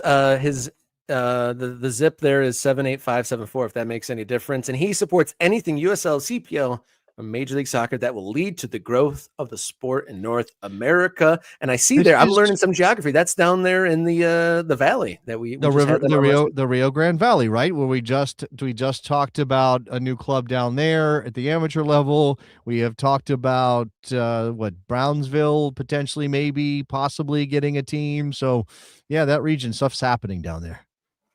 And then looking down from the previously entered dots for the map, we got Champ 1996. Oh, his name is Josh. Excuse me, Josh. Currently living in Harper Woods, Michigan, just outside of Detroit. Man, Michigan gets a lot of love on this show. It's I great. wonder why that is. Well, I mean, there's Michiganders Yeah, everywhere. thank you, Look at this. Michiganders, for support. I got to get my Chicago people in here as well. Not enough dots in Chicago, but Harper Woods, very, very nice place, not too far away from Jenny and myself there in Metro Detroit. And then Josh, he is a Detroit City FC supporter since 2017 in the NPSL days. First an intern, then an employee, now a season ticket holder. And he's loving the passion, excitement, and the drama of all things American soccer. So thank you, Josh, for becoming a member. We have our second Pawtucket, Rhode Island Ultra as well. Tim. Okay. You're gonna have to try that again, Rob, because we have to get it right before we get there. You can't be saying Pawtucket. Pawtucket. There sorry. we go. Pawtucket. Okay, all right. Not Pawtucket, but Pawtucket. I'm not saying I'm an expert. I am saying that I want to get it right. So this is Tim in Pawtucket. Is that what we're saying? That's all right. There we go. And he's a Rhode Island FC fan? Rhode Island FC and the Rhode Island Rogues. I don't know what that is, but that sounds amazing. What level are the Rhode Island Rogues playing at? Let's see. We're learning here together as we dot the map. The Rhode Island Rogues. When I first read it, I thought it might have been the supporters group, but I don't think so. By the way, this is very true from our guy Chris Knowlton. At this WPSL. At this point in the show, someone needs to have an undone bow tie. Like Jerry Lewis would definitely be in a tux to the bow tie, and by this point in the show, his bow tie would be all undone, and they you could tell they'd had about 6 gallons of coffee. So yeah, that's. I think Rob. What are you looking for, a bow tie? Is Rob looking for a bow tie right now? Is this what's happening? Are you looking for? What is this? What is this? Are you wearing a poncho? What is going on? I don't know what's happening. What's happening, Rob? What's going on? I've got my Jerry Lewis Serape. Okay. My spirit animal. All right. It's my best Jerry Lewis, I guess. Okay. All right. Sure. What else we got? Anybody else to dot the map, or we dot it out for now? All right, let me cruise back over to that page. So we got Tim. We have another Pawtucket Rhode Islander, Matt. Okay, so we're just all over Pawtucket right now. Now, here's the thing about I'm gonna have to find a slightly different location, because if I just put Pawtucket, we're gonna be right on top of each other. So what I'm gonna do is I'm gonna put this one. Well, that's Central Falls. I don't want to move it to Central Falls if it's not in Central Falls. Okay, let's see. We've got Tim there. I'm gonna put this one in the Quality Hill Historic District. Who was this again? This is Matt. Matt. Okay. Pawtucket. Matt, if it offends you to be located in the Quality Hills Historic District, let me know and I will move your dot. But for the moment, 2 dots in Pawtucket right next to each other means just slight separation. All right. We all need a spirit animal serape, says Jack. I guess that's true. All right, so we got some new folks getting into the Dot the Map thread on the Morning Kickaround Discord server. Let's go, Phil in Olympia, Washington. All right, I've heard of Olympia, Washington. I know where that is, kind of. Olympia, Washington. If I can type, it's 3 hours of this, so I'm kind of baked right now. Okay, what was this? What was his name? Sorry, that's Phil. That's Phil. Phil Ryerson? No, Phil's man. Phil's man. Well, he's just Phil in Olympia right now. If you want to change it, let me know and we will update that. But for the time being, got the wait a sec. You said Olympia, Washington. Did I put that? Okay, that's to Guitar by Andy. I want to make sure I wasn't in the wrong place. All right, Olympia, there it is. We're actually well represented in Washington, in the Pacific Northwest in general, I think. We do okay. We do all right. Go we're going coast to coast here. Go back all the way east. We got Tweeter in Bristol, Connecticut. All right. What's in Bristol, Connecticut? Rob, do you know what's in Bristol, Connecticut? A funny little grassroots television station Yeah. is. Is that how we're spelling this, by the way? Tweeter like that? Is that what's going with on? a D? Tweeder. All right, Tweeter like that. All right, Bristol, Connecticut represented. He likes New England? anything USL, New England Revs, and Arsenal. Arsenal. Oh, sorry, it was Ned Ryerson. Phil was the other guy. Phil was who Bill Murray was, Yeah. and Ned Ryerson was the guy. And it wasn't Phil Ryerson, it was Phil and Ned Ryerson. Thank you, Mad Pup. You're correcting me again. 3 hours. I can't remember my Groundhog Day. What's happening to me, Rob? What's happening? Well, it is a marathon show. More donations and more dots coming here. All right, so we have WST Pitchbot, who's in Severna Park, Maryland. Severna. Okay. We are not necessarily like neighbors, but Severna Park is not that far. It's out there. It'd take me an hour maybe to get to Severna Park, Maryland. So shout out to the general DMV Baltimore region for WST, Pitchbot. Do you know about the WST Pitchbot, Rob? Do you know what that's all about? Isn't it the Wall Street Journal, like basically like when you combine just the random pieces for a pitch for a story that seems outrageous? It's he says close enough. If I've got something wrong, Pitchbot, you gotta let me know. I mean, WST is World Soccer Talk. Okay. So World Soccer Talk Pitchbot likes to conceive of things that you might find on World Soccer Talk. We don't need to talk about World Soccer Talk. Shout out to the gaffer. So whatever. The gaff, and the Pitchbot is an Annapolis Blues, Red Bulls, and Chelsea supporter. So Annapolis Pitchbot, Blues. very personal touch from the Pitchbot. And yeah, then, not too far from Annapolis. So you can see Severna Park is north of Annapolis on your way to Baltimore, which is there. So yeah, you get some Maryland heat off of this. They keep coming in. We got Allie in Pittsburgh, Pennsylvania, right where the three rivers meet. Allie in this is Allison. Okay, Pittsburgh, Pennsylvania. We'll put in the water. Basically, is what you're saying. Like we want to put this dot right there, the Ohio River. She lives in an island. We'll put it at Point State Park. Actually, is what we'll do. So let's say Allison. It's 2 L's, right, Allison? Or do you want Allie? We'll just put Allison there. Okay, there you go. Shout out to Pittsburgh, Pennsylvania. What rivers come together in Pittsburgh? Rob, geography. What rivers come together in Pittsburgh? Do you know?